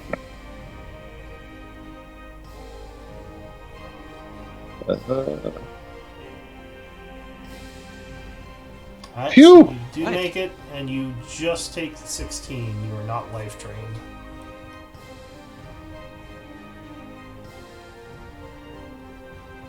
Alright. Still not looking wounded. Alright, that's it for that one. Oh, I got those mixed up. So this guy should be going, or should have gone. I'll say this guy went. But he is going to, still scared, kind of fly around the outside.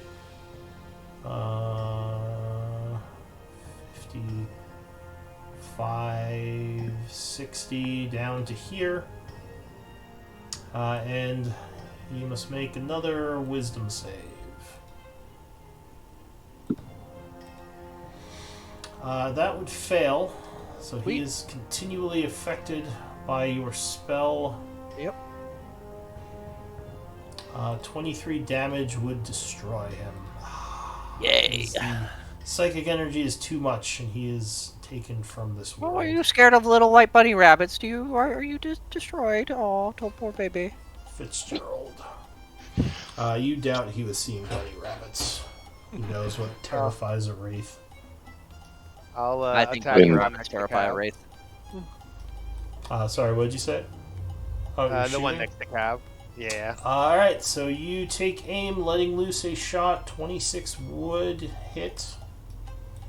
Doing 14 and shredding his essence as well. Nice. That's me. Nathaniel. Actually, just in case another asshole shows up, I'll take a stealth and I'll move. 2, 3. Okay, go. Alright, Nathaniel. 5, 10 to there. And I will go ahead and use another bardic inspiration for some unsettling words on it. And see, all your friends are dead. You're going to be dead here pretty soon too. You had your chance to run, but you had to just come and bother us. Alright, how many inspirations do you have left now? I have 2.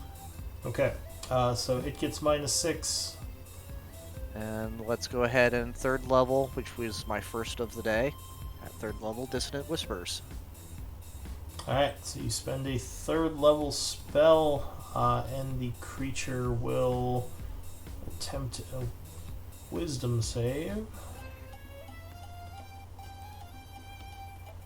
Don't know if it can even make this, but I'll try.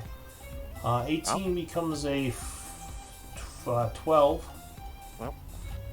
So it fails, thankfully, for the Unsettling Whispers. So it takes 16 psychic damage and must use its reaction to run away from me. Alright, so it appears wounded by the psychic energies, and it will flee this way, provoking Oppies 3 from everyone. oppies. Yeah. And I can actually use it this time because I did not use my 14 reaction. will strike. 20 will strike. And 21 will strike. So it takes all 3 hits and goes down. Worked out pretty well. You would see that there are some gnolls coming over towards this area now. Or wait, actually, give me a d20 roll. I'll be fair. Maybe they didn't notice. High likelihood, though, that they noticed. Only a small light source that came out. Excuse me. Cav, Nathaniel, It's a one of your small turns. light source, but you could see. I mean, in a cave, you could see. You would see that gnolls are on their way over. They're not here yet, but they're kind of moving through, kind of coming towards the area to see what's going on. You don't know if they've seen the group yet.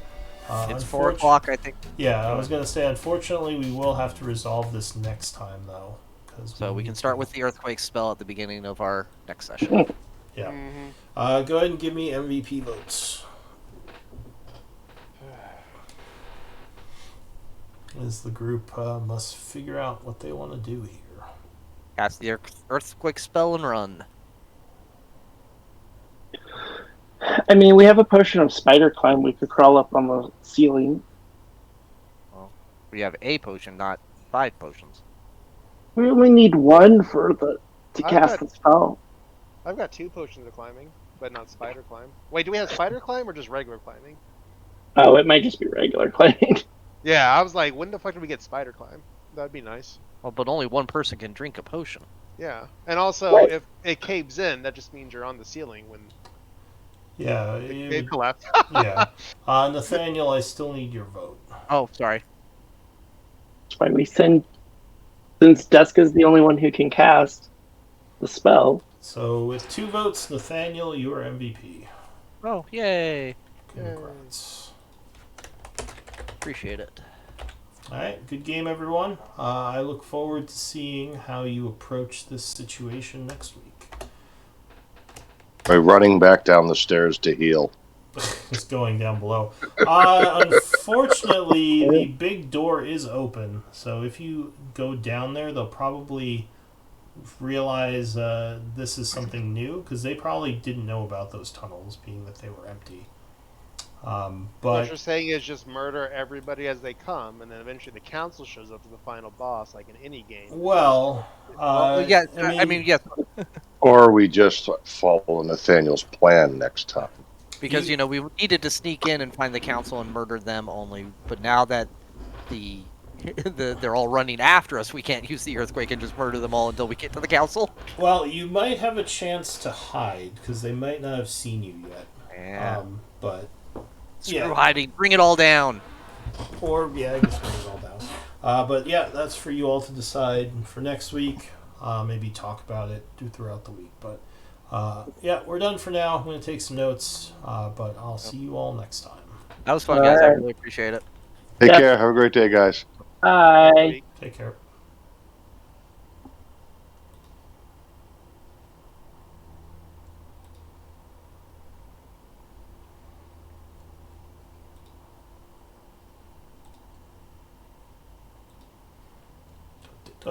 Is anyone on the Twitch?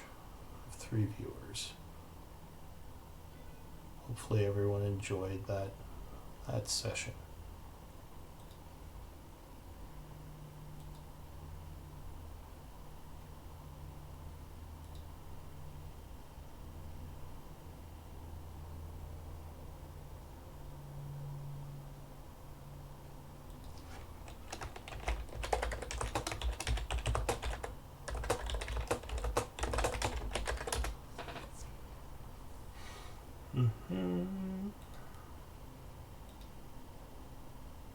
Can't vote for Deska.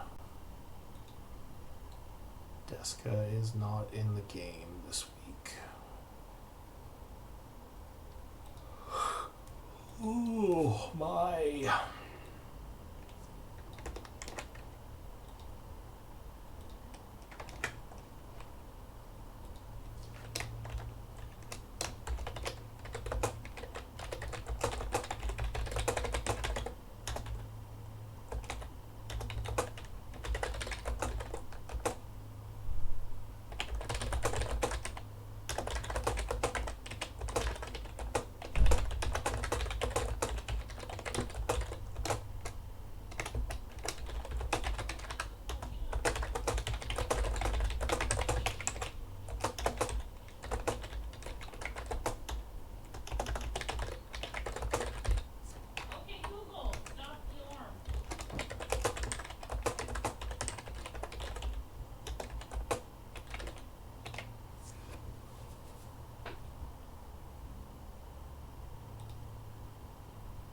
Alright, I'm gonna end the stream. Later all.